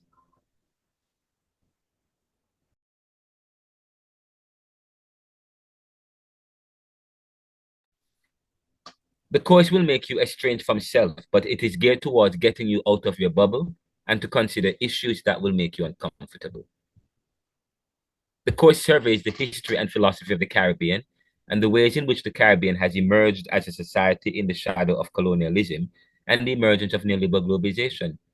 It examines the central ideological currents of 20th century political thought in the region and covers broad topics such as colonialism, nationalism, Pan-Africanism, socialism, Marxism, feminism, democratic socialism, neoconservatism, neoliberalism, globalization, deconstructivism, critical race theory, strategy, and the foundations of knowledge and the hegemony of faith, economic inequality, and poverty. When I asked when I asked you guys to do the assignment on Monday, some of you, and one of the questions on that I asked was, what is the socioeconomic of Jamaica or the Caribbean? And majority of you indicated the issue of income inequality and poverty. Yes, and why is there high levels of income inequality and poverty in the Caribbean? So part of studying this course is not just studying history in a vacuum. Part of studying this course is looking at some of the issues.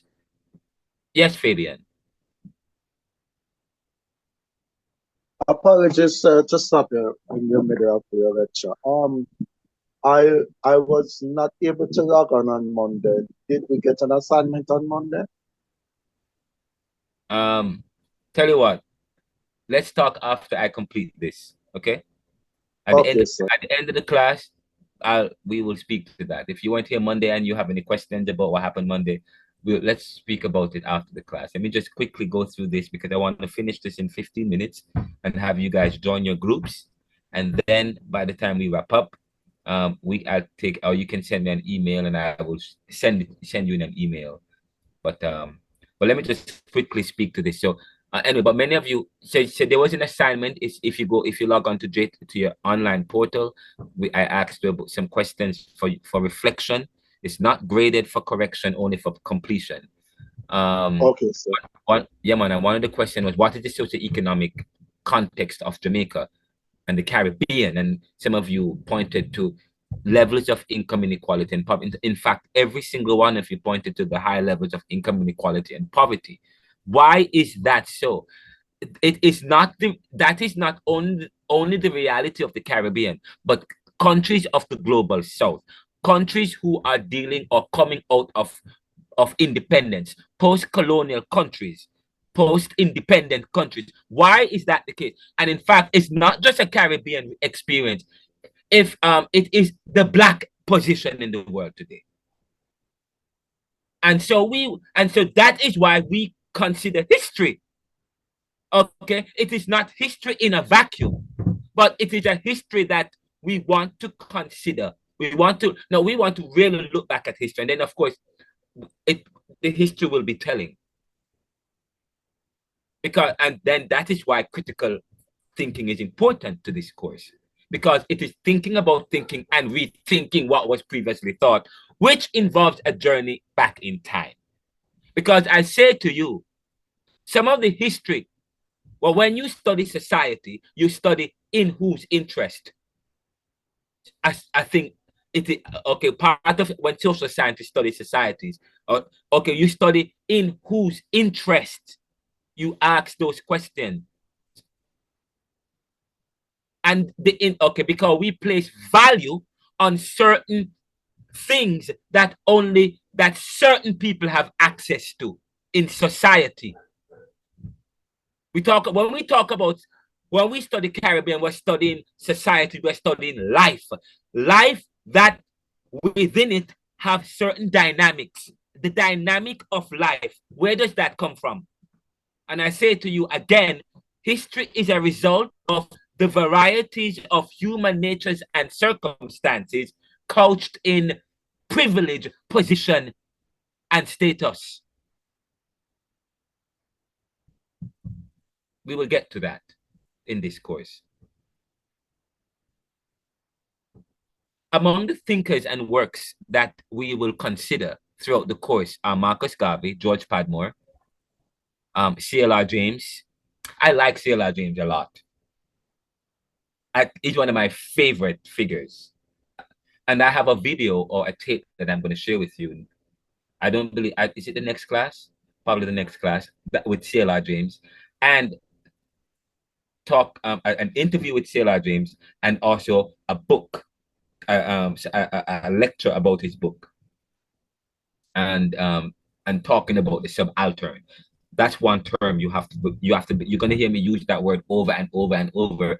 So I'm gonna play the video next week. A video on the subaltern. It's a 15 minutes video. It's a beautiful voice. And then we're going to share an interview with Sailor James, where he talks about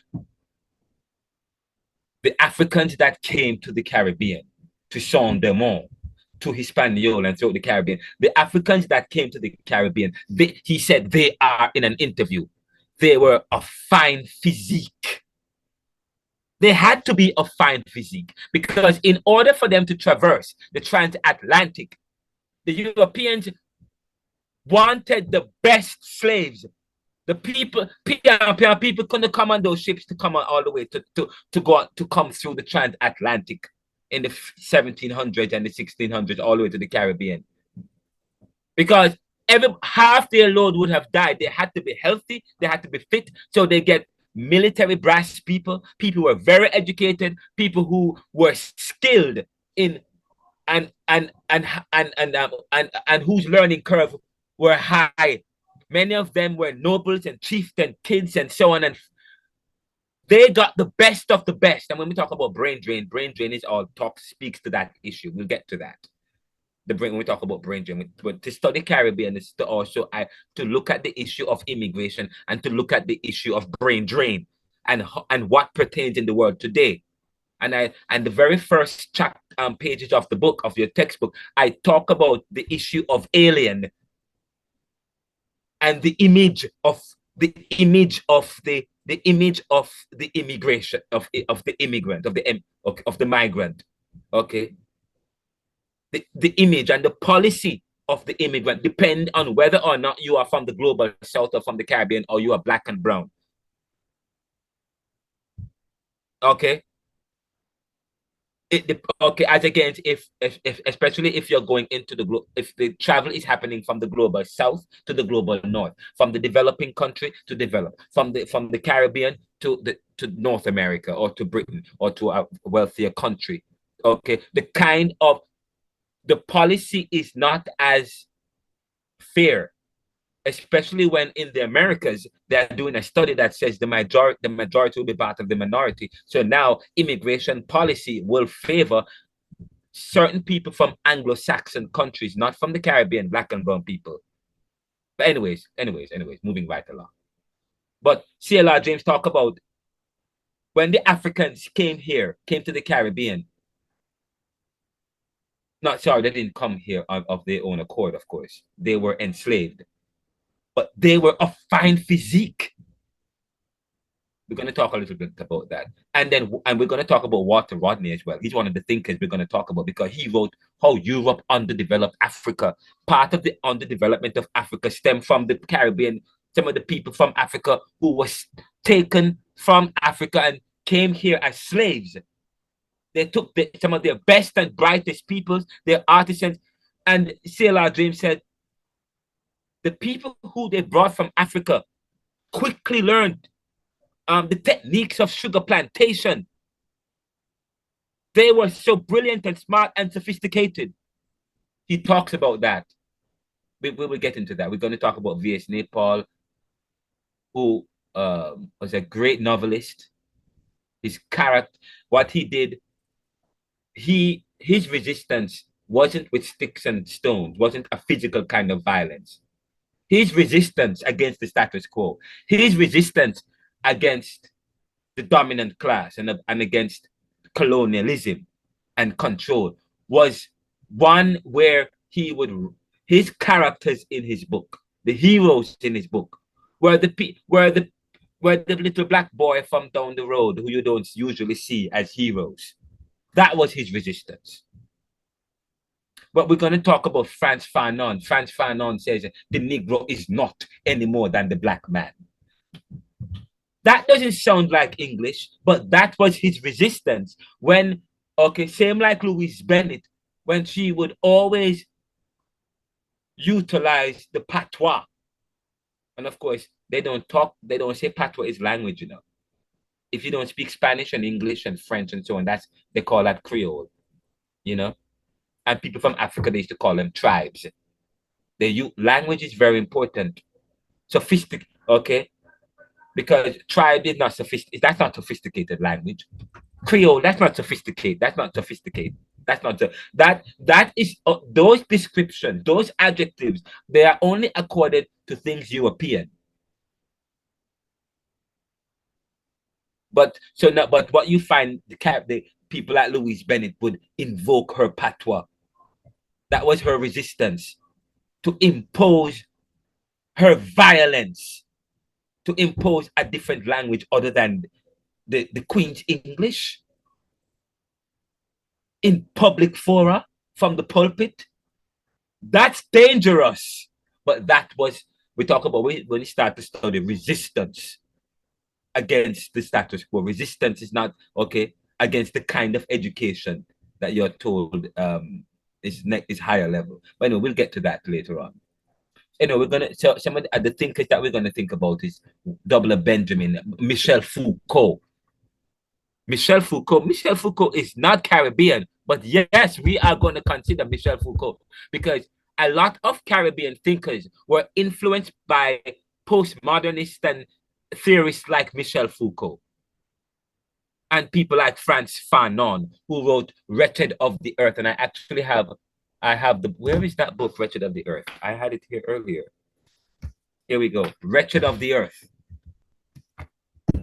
And in his book, this is one of your textbook or recommended reading. This book you will have to try and get. It's a powerful book. Wretched of the Earth. Frantz Fanon, one of his most powerful, influential texts, Black Skin, White Masks, and Wretched of the Earth, evoke the concrete and contrasting world of colonial racism as experienced in metropolitan France in the 1950s and during the anti-colonial Algerian War of Liberation a decade later. This is a powerful book. He said, the colonized man, the colonized underdeveloped man, is today a political creature in the most global sense of the term. What is he talking about? The colonized underdeveloped man, the colonized, underdeveloped man, this is the 1950s, is today a political creature in the most global sense of the term. No, there is nowhere, wherever you are still considered second class. Wherever you are, it's stacked against you. Anyway, we'll consider Frantz Fanon. You have to know him. He was able to combine or to comb psychoanalytic theory with colonialism. Walter Rodney, of course, Fidel Castro, Michael Manley, Edward Seaga, Bob Marley. Bob Marley said that I don't look to capitalism or Marxism. I look to the I and I. What is he talking about? That was quite revolutionary. That was powerful. That was powerful. I don't look to the East or the West. I look to the I and I. And he said that in a Marlin movie, I believe, Who Shot the Sheriff, I believe, or Life and Death, one of those films which we're going to showcase in this class. Quite powerful. We're also going to visit Kamal Brathwaite, who talked, and he was actually the one who coined the term "the Caribbean is an invention," which was picked up by Brian Meeks and Norman Gervin in the Caribbean Reader. We're also going to briefly look at Edward Glissant and the Negritude movement. Homi Baba, Mike Davis, Nelson and Novella Keith, they're the ones that wrote The Social Origins of Democratic Socialism in Jamaica. Now, we are going to definitely look at Kenneth B. Clark. Kenneth B. Clark. And Kenneth B. Clark wrote an amazing book, and I have it right here. I don't think I'm going to have time to do what I wanted to do later because I was going to start talking about what's the Caribbean and who determines this. And then I'm going to ask the question, where do we begin? Do we begin in the 1960s with independence? Yet, there is a paradox of independence. because we talk about granted versus taken freedoms and the reality of Haiti as against Jamaica. I mean, are we truly free? I mean, especially when you are forced to accept independence on the terms of the masters. Where do we begin? Do we begin in 1833 or in 1865 when the slaves were independent? But we weren't even told that we were independent. We did. I saw when the slaves were freed in 1833 or in the emancipation or the abolishment of slavery or the emancipation proclamation, which came almost 30 years after the slaves were freed. Their slavery was contingent. Yet, were they paid? The slaves that were freed in 1833, who were never told that they were free. Some people died working on the plantation and they freed and they didn't know that they were free until 1865 when they got, and it was deliberately delayed because when the freedom came, they had to use those 30 years to get indentured laborers from China and India to come to the West Indies to work the plantation. Okay, and many of the plantation owners got money, were paid off from any loss of property from losing the slaves. But the slaves never got any money because obviously they were still property, although they were free. From 1833 to 1865, the slaves worked the plantation, but they were freed. Were they paid any money?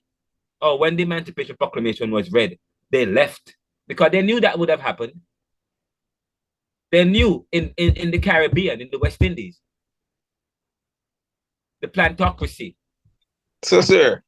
Yes. Can I ask you something, sir? Sir, in regards, if you were a plantation owner back in them times, and yes, based on everything that's happening, what would you have done?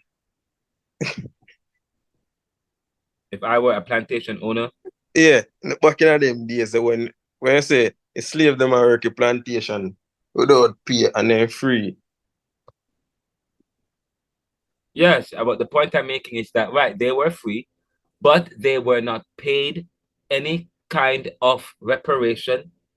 Because if they were free, that means they should have been paid. Between 1933 and 1865, sorry, 1833 and 1865, the slaves who were free, because they were free, but they didn't know that they were free until 1865. You know that from history, yes? Yes, sir. Right, so the point I'm making is that the slaves were not paid. They weren't given any reparation. If any reparation was supposed to be accorded to them, we can make a plausible argument to say that the slaves between 1833 to 1865 who worked the plantation should have been freed when they were freed in 1833. Yet they were not they were never provided with any reparation, with any compensation. Only the plantation owners, which goes to suggest that I'm saying to you that although slaves were freed, they weren't really free. They were still considered slaves or half humans or property or people not of any value when they were free, because if they were freed men providing labor, they should have been paid. Sir? Yes, go ahead. Yes, sir. I just want to say this based on the question that my colleague just asked. If I'm understanding him correctly, I think the question was asked in the context of you putting yourself in the plantocracy position of what was the common thought and thinking and way of doing business at that day, in that time. It would have been the same because when he asked the question, I immediately put myself in the position and said I would have wanted, if I am of the plantocracy, I would have think the same way because I'm thinking of my best interest. It's what the freed slave do after they gain independence. Yes, a lot of things were against them. Lack of education, the concrete contract that they gave them about being tenants on their property and working their hands and feet off just to pay the rent because the rent were huge and their production was small. So it's like they were still in a slavery, and I understand the hardship at the time. But what did we use the freedom to do um, in that time? So I guess that is how I would have answered the question. I mean, I cannot speak for the plantocracy. I can't speak for the plantation owner. What would I have done? I mean, I cannot speak I can only tell you what has happened in history and what it suggests about how Black people, Caribbean people, continue to be seen and treated. The point I'm making, so I understand the question, but it's not the question that I can answer because I don't know what.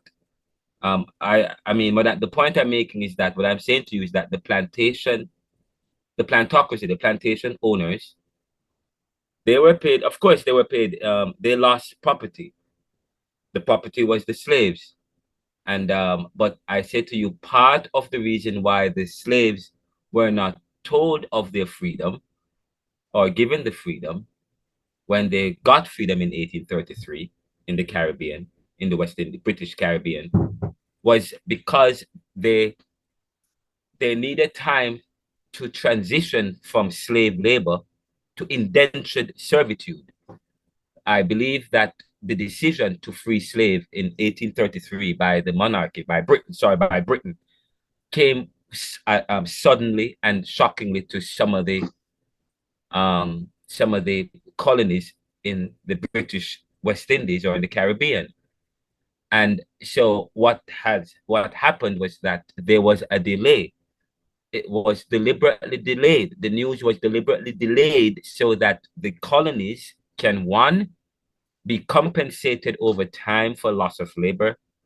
Two, so that they so that so that they can also make claims against any insurance, which they were paid. And later on, I will present an article about that.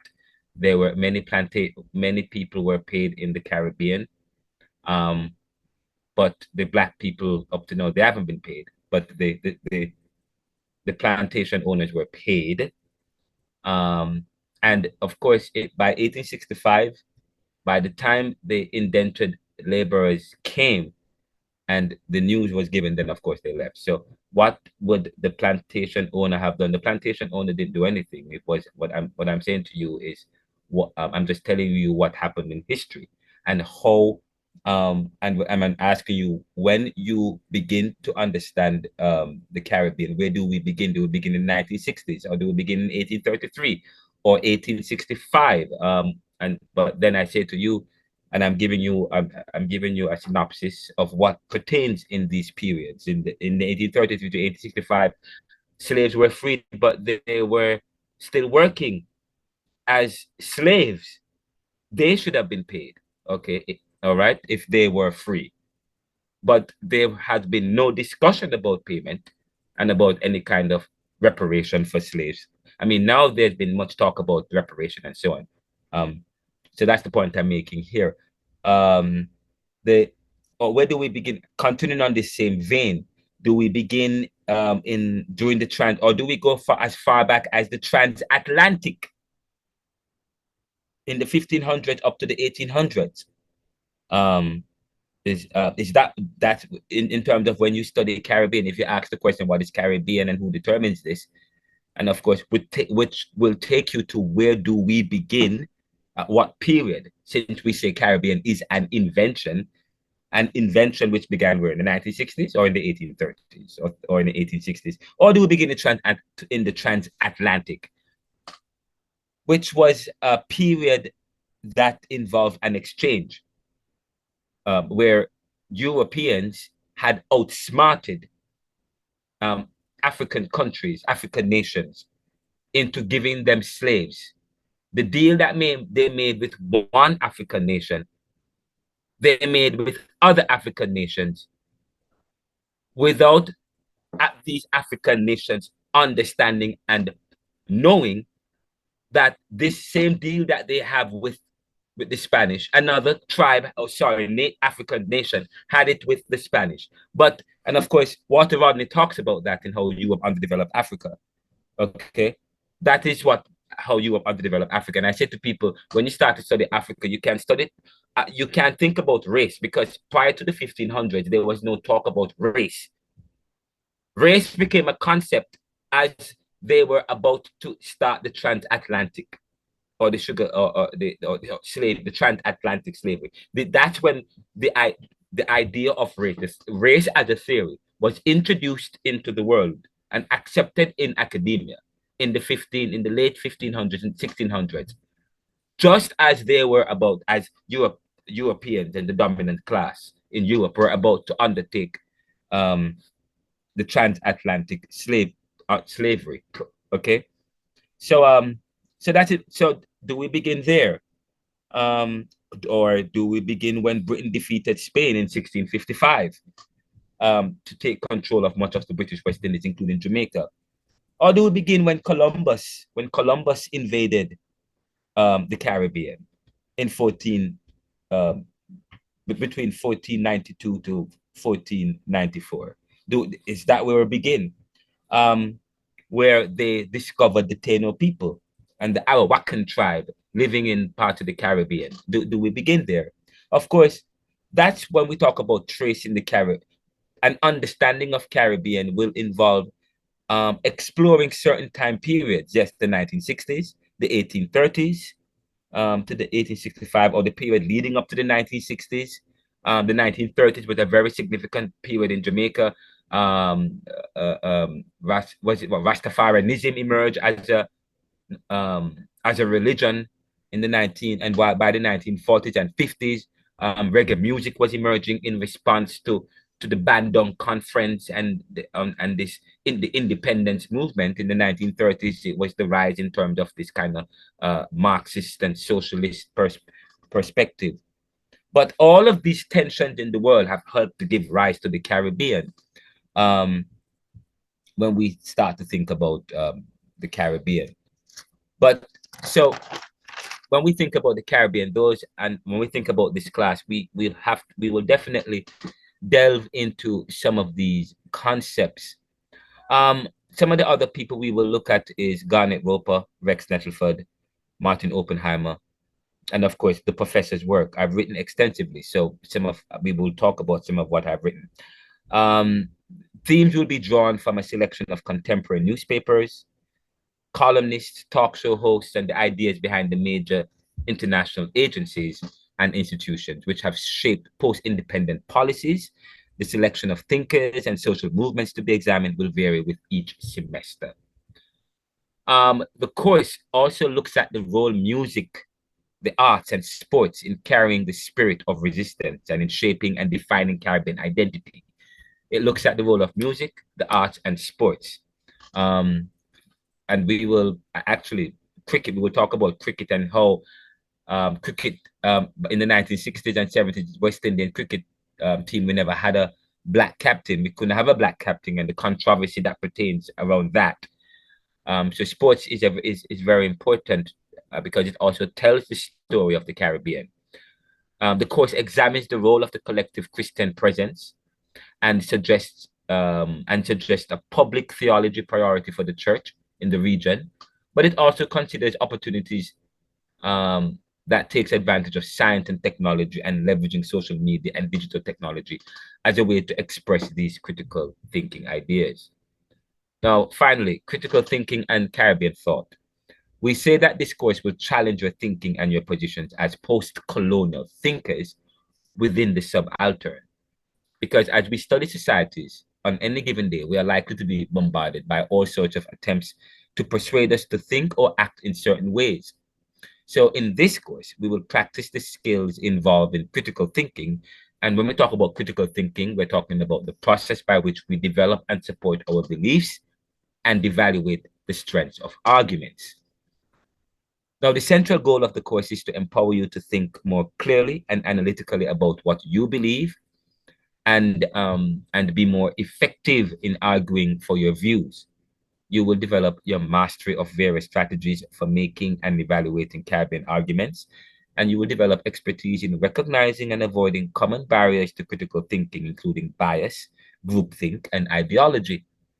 Throughout the semester, we will emphasize the application of course material to real world issues. Now, what are the students' outcome? You will have an understanding of the outline of Caribbean history from slavery to the colonial period. You'll understand the impact of that history on current reality. We're talking about post-colonial as post-colonial subjects or post-colonialism. Understand and appreciate the influence of key historical and current figures. Understand and appreciate how the history of the Caribbean shaped their own personal history. You understand specific ideologies that arose from the social and political realities of the Caribbean. You'll understand the personal background of influencers of thought and its impact on their thinking. You'll analyze and evaluate the actions and ideologies of select thinkers. You'll appreciate their personal responsibility to advocate for the vulnerable in Caribbean societies. You'll appreciate the role of public theology in shaping thought and addressing issues of oppression and exploitation in the Caribbean. And of course, you are going to be challenged by the dynamics, or how do you reconcile Christian mission? Yes, how do you recognize Christian mission with a colonial past that is influenced by ethnocentrism that deposes African identity? Okay. Now you should be able to connect your personal story to the story of the region. You should be able to utilize film to dissect and unveil the Caribbean story in relation to the global dynamics of the world. Now, you will submit a final essay paper that is well researched and part of current thinking among young academics towards developing a Caribbean thought journal. I will talk about that later. Well,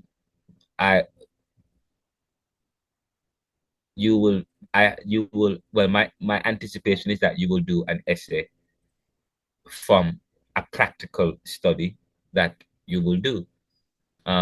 Practical study is part of exploring attitudes towards Afro-Caribbean beliefs. I'm happy that we have some St. Lucians in the class today, in this semester. The last time we did not, because I want to understand what is the attitudes towards Afro-Caribbean beliefs and identity in St. Lucia. What is the indigenous beliefs or the Afro-Caribbean beliefs in St. Lucia? Do you have any remnants of Obia, of voodoo, of revivalism? Do you have Rastafarians there? Because talk about how within the Caribbean, how Caribbean various regions have their own unique philosophies, and whether or not it is spreading throughout the Caribbean. We know that in the US, there have Jamaican revivalists. There's a strong Jamaican revivalist congregations that are all over New York, the Philadelphia, and so on. So we want to find out what about within the Caribbean? Do we find that kind of revivalist tradition in other parts of the Caribbean outside of Jamaica, and so on? So this is interesting to find out. So that will be part of your research paper. You'll have to probably do a soft questionnaire, do a 10-page interview 10 to 20 people within your community, church, work, wherever you are. Do a research among and get there to find out their attitude toward Afro-Caribbean beliefs. And then write that in a final essay paper, and your findings in a final essay paper.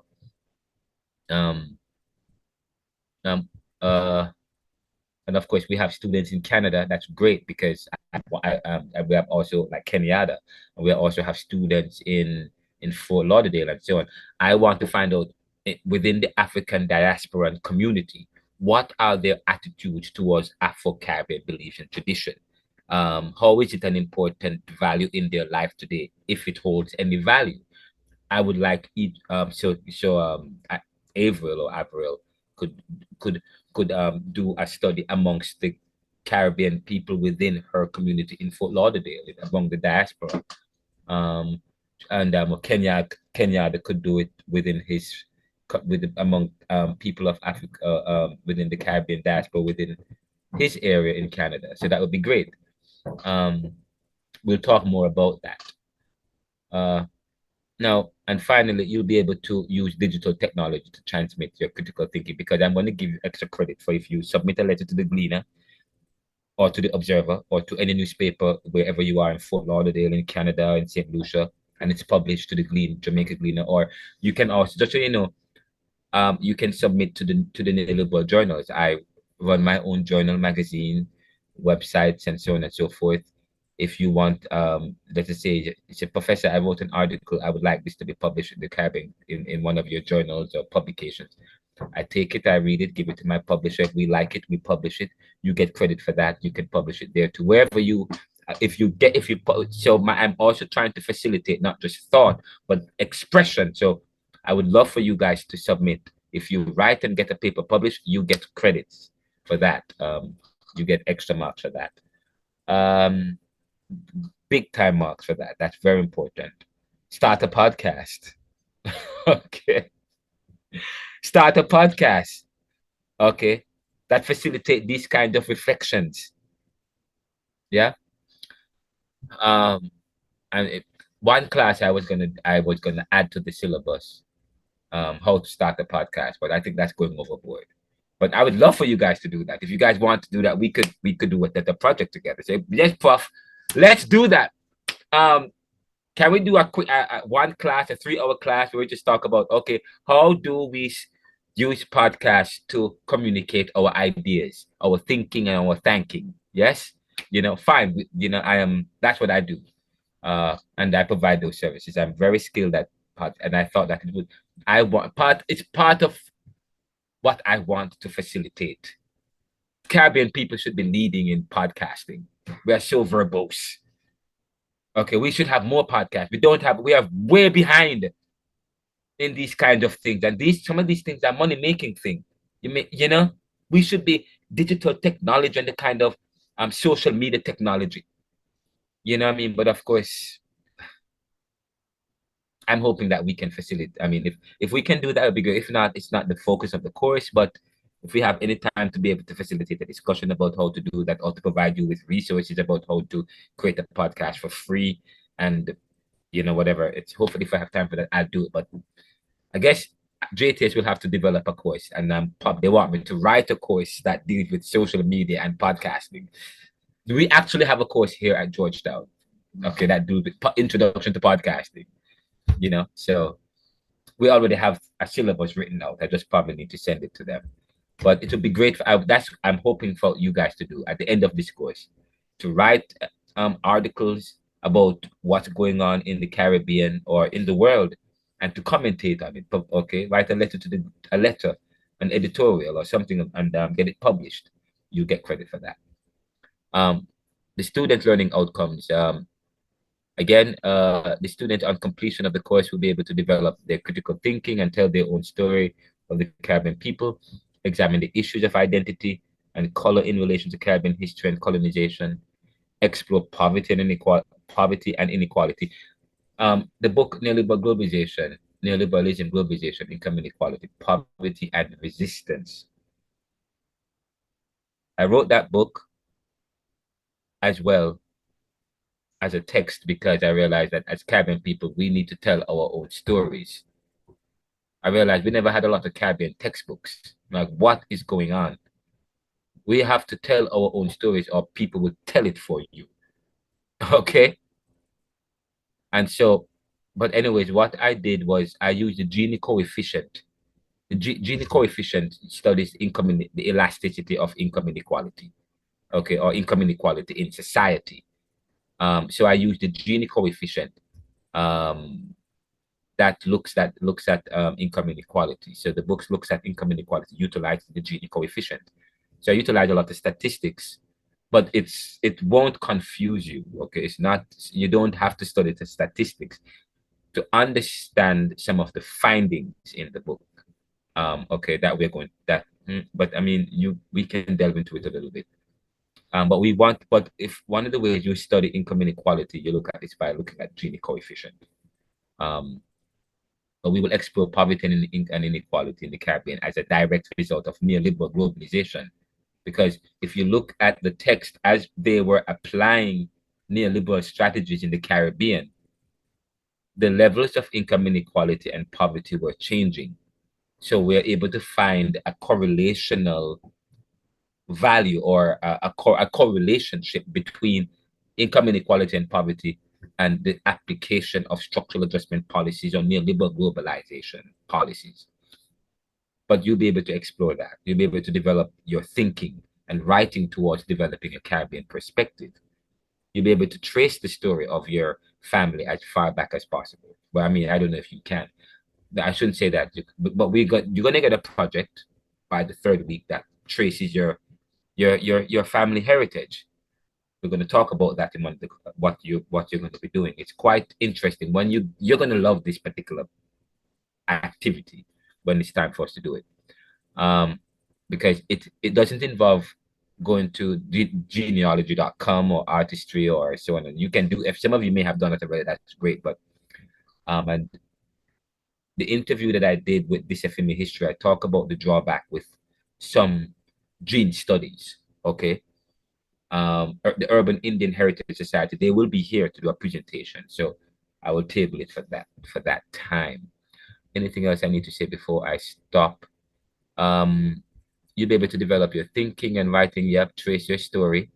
So that means you have to know, you have to talk to your grandmother, your great grandmother, if she's alive. You know, that it involves a lot of conversation. Because when we talk about sources, don't rely on just everything, the written word. Also, the part of get the sources are people in your own name. Some of the information about your own life is not written in a textbook. Okay. And notice I said to be able to, your idea of the Caribbean, you should be able to create your own unique Caribbean identity. Yeah. So and of course you want to talk with your family about who you are and whose you are and why are you, who or where you hail from and so on. And do you have any urban Indians in your society? How far? And I notice a trend when I ask people to do this activity. They can't go far back. There's some kind of confusion and tension and disruption, some shady in terms of the line of connection and demarcation. So this is anyways, but we're gonna do that. You'll also be able to relate your personal history with that of Caribbean history. Critically examine its impact on their family background. Critically analyze, rethink the perspectives of key Caribbean and diasporic thinkers, and analyze their credibility for today and the future. Because I'm gonna challenge the book Arab to Africans by Greenwood. Okay, because he makes certain assumptions as if Caribbean people don't have any connection with the urban Indians that were here. By urban Indians, I'm not talking about indentured laborers that came from East India, that came from China and India. I'm talking about the Indians that were here. Okay, the Amerindians, all right, the Taino people. We realized that they weren't really wiped out. Many of them still exist today. But it was important for us to have a narrative that the people, the Caribbean people that live in the Caribbean don't have any connection to the original people that are here, because that will pose problem for inheritance. It means that you can claim.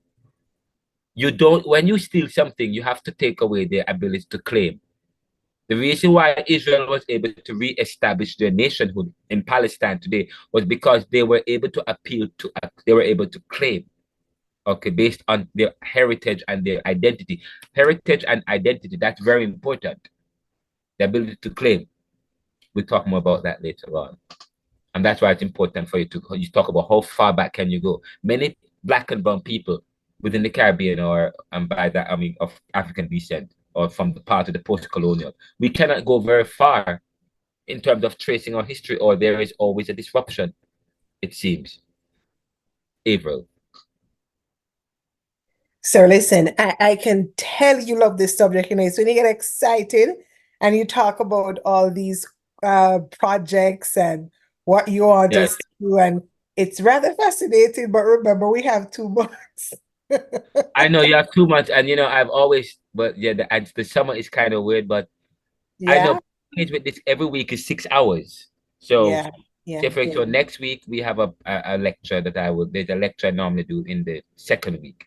The third week, the urban. By the end of next week, you will get the homework to go home for the weekend to talk to your parents and your families about your heritage. I'm going to ask you to trace your heritage. You can start doing so now, in fact, okay?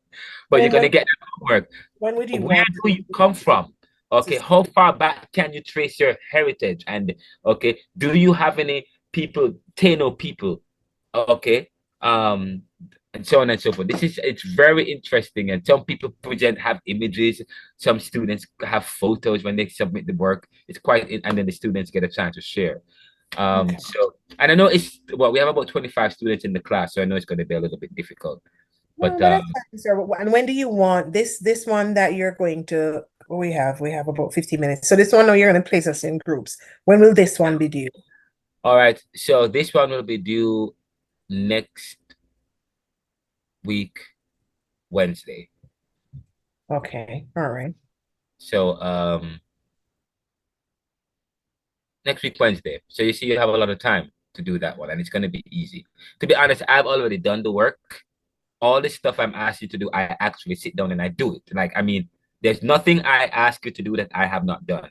I mean, when I do, how I prepare.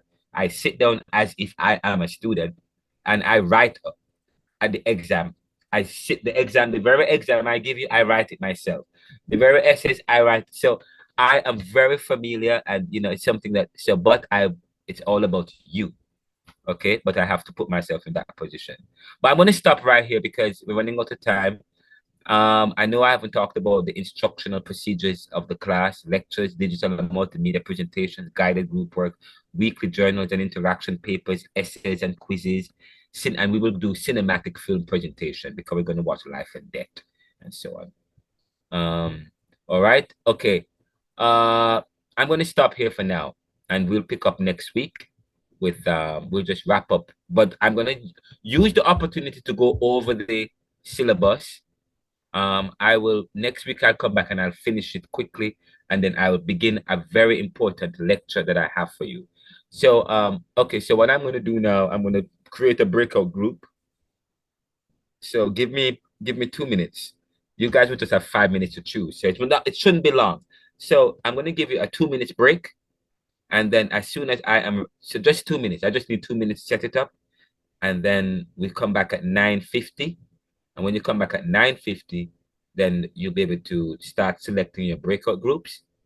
And then I'll give you 5 minutes to do that, and then we come back after that, and then I'll be able to see who are the members of the group. So here we go. So you have I'm giving you a 3 minutes break until we come back at 9:50.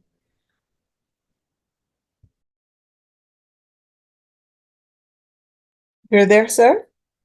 I am here at the groups. Okay, I published the group. There are 5 groups, 5 rooms. There are 5 rooms. Oops. 5 rooms. You can join. It's 5 to a group. The first 5. If you are the 6th person, you'd have to remove yourself from that group unless you work out with somebody else. You can work. Sure. I'm not seeing the group, sir. We're not seeing the group. Publish it again. Try publishing again. We're not seeing it. Oh, you guys not seeing the breakout rooms? No, sir. No, sir, I'm seeing it. It's using my phone though. It's on the left hand corner. Yes, it's there. Just click on breakout rooms and you'll see them. I don't even see breakout rooms. I'm not seeing breakout rooms, not even if I click on the ellipses. I'm not seeing the option to join a breakout Go room. on your more There button. it is. There is a There more it is. button. There it is. Click on You the see it? ellipses, Avril. Click on the ellipses. Yeah, I did. And yeah, I see it at the bottom. yeah. All right, sorry about that. It's probably some of the devices get it a little bit different, but it should have been podcast message. You guys saw my message? Which theory? Fabian, I just saw your message. So please remember there is 2-month course and we are doing at least one other course. Repeat that, sir. Oh my God, no, sorry, I was reading. Sorry, I was reading out loud. I saw Jelane's response. Don't worry, Jelaine. Trust me, you know what? Your professor, I talk a lot, okay? And I have a lot of stuff in my head. I have a lot of I'm always going to school. So and I read a lot. I used to be a librarian one time. I'm always reading, I'm telling you. So I have a lot in my head. I wish I could take everything and just teach it one day. Today it took me a while. Sometimes it takes me a while to narrow down what I'm going to teach a class because there's so much going on in my head, so much I want to say, so much I want to share. But I have to remember, no, don't. I have to take my time. So I understand it's a lot, but don't worry, we won't expose you to all of these one time, and we will repeat the stuff. And usually, I might based on how much you're doing and what you're saying, we'll cut back. So if you feel as though the work is becoming too much or you're having to do too much, just let me know, please. Always, I am easy to talk to. Send me an email. Professor, I can't come to class today. I'm so overwhelmed, and because XYZ, you send me an email, talk with me about what's going on. If you believe the work, if you're doing too much or the work is too much or you can't find a resource, let me know. I will see what I can do to help you, or we have a discussion as a group, as a class, and come up with a solution. We are learning together. Okay. I see Fabian say which theory. I'm not sure why he said which theory. Probably Oh, something. you were indicating that someone from the Caribbean was able to align a theory to one of the Caribbean issues that were going on. I don't remember which one of the authors you were talking about. CLR, was it CLR James? Was it CLR James or was it what's his name? Walter Rodney? I don't remember what we were. I don't remember, but you were making a very valid point. So I Don't was worry. wondering. So tell you what, we're gonna do the record. When I do the record, if you get to watch this video again, right? Because I'm gonna do this as it's recorded. If you ever see it again, if you get to watch it again and you hear me mention that, if it jogs your memory, just make a note of it and just send me an email or say, "Hey, sir, I remember now." Okay, so that I don't forget. Oh, that's a good suggestion. I always watch back the video then. Yeah, So man. So I definitely watch it back. yes, and right. I appreciate your comment and involvement in the class. Very good. I appreciate that. Sometimes if don't let me move too quickly if you have a burning question. If you write it in the chat, more than likely I never see it until after the fact. So okay. Oh, okay. Because I sent you a WhatsApp message on Monday and I telling you the dilemma that I was in and Oh, asking if I could get the class in via the WhatsApp so I could join. can I tell But you my I WhatsApp is not guess working. I Sir? guess you were otherwise occupied. Yes. Sir, No, my sir, WhatsApp is not working. Who is that? it's Vivina. What just happened? We were in the group and then the time went out and I came back to the main room. So is it that it is automatically recorded that that's the group that I'm in, or Yes, once you have this group, it's gonna that's gonna be the group. okay, so it's automatically recorded that I'm in that group and that's it. Yes, so but the thing is, some group, Cuba and Puerto Rico have 1, 2, 3, 4, 5 group persons in there. St. Lucia have no one. Wait, 1, 2, 3, 4. Okay, that's cool. Sarnia, Melissa. Oh, Sarnia, were you the first person to join Trinidad? Trinidad has 6 persons in that group, so we need 1 person to come out. There's nobody in St. Lucia. Guyana has 1, 2, 3, 4, 5. Good. Haiti has. Okay, there are still persons who haven't joined the group. So I did open up the group. I did reopen it again. So Kemori, are you there? Sorry, you're muted. You're muted. All right. I think did I end the breakout group? Are people still in their groups? No, I think maybe people left. I mean, it's 11 after 10 or 11 after 9 in JA. So I think maybe Yes. people, not sure. Yes. Oh, probably. I'm not sure. But that's it for class today. So you guys all got your groups and have the information. Next week I'll talk a little bit some more about the group. Yeah. There's no assignments for you guys. If you guys need to start getting the textbook, Neoliberalism. It's available in ebook as well. There's one copy in the library, but we're going to be utilizing the textbook this semester, Neoliberalism, Globalization.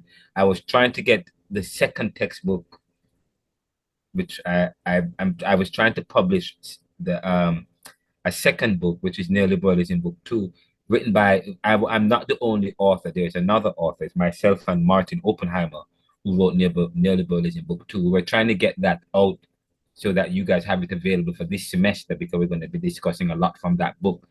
But it's a little bit delayed because he just published another book, which I am going to be helping with the narration on for the audiobook. So he's tied up with that. But I am still going to try and get this second book out by June 14th. If you guys want a copy of it, it's going to be available. But the textbook is, I needed to get Frantz Fanon's book, Wretched of the Earth. If you can, we're going to be considering Homi Bhabha's book. We're also going to be looking at Ramesh Vansaran's book, The Challenge of some of this, and The Caribbean Reader. A lot of this stuff is on your syllabus with links, so you don't have to buy stuff. And some of the stuff you can Google some of these things and get a lot of information available. But yeah, but that's about it. Thank you, guys. That's about it. I'll talk and talk and talk and talk. All right, sir. Have a good night. Have a great weekend. It was such an amazing, and you guys are gonna enjoy this semester. This is gonna be one of the best classes. And I'm looking forward to it. Take care, guys. Walk good. And God bless you and keep you. Thank you for this week, Lord God. Continue to help us to grow and to develop, strengthen our minds, and continue to open our path. Grant us your favor. In Jesus' name we pray. Amen. Amen. Good night, everyone. Good night, sir. Yeah, man. And look out for the recordings. Good night, sir. Good night, everyone. So you're going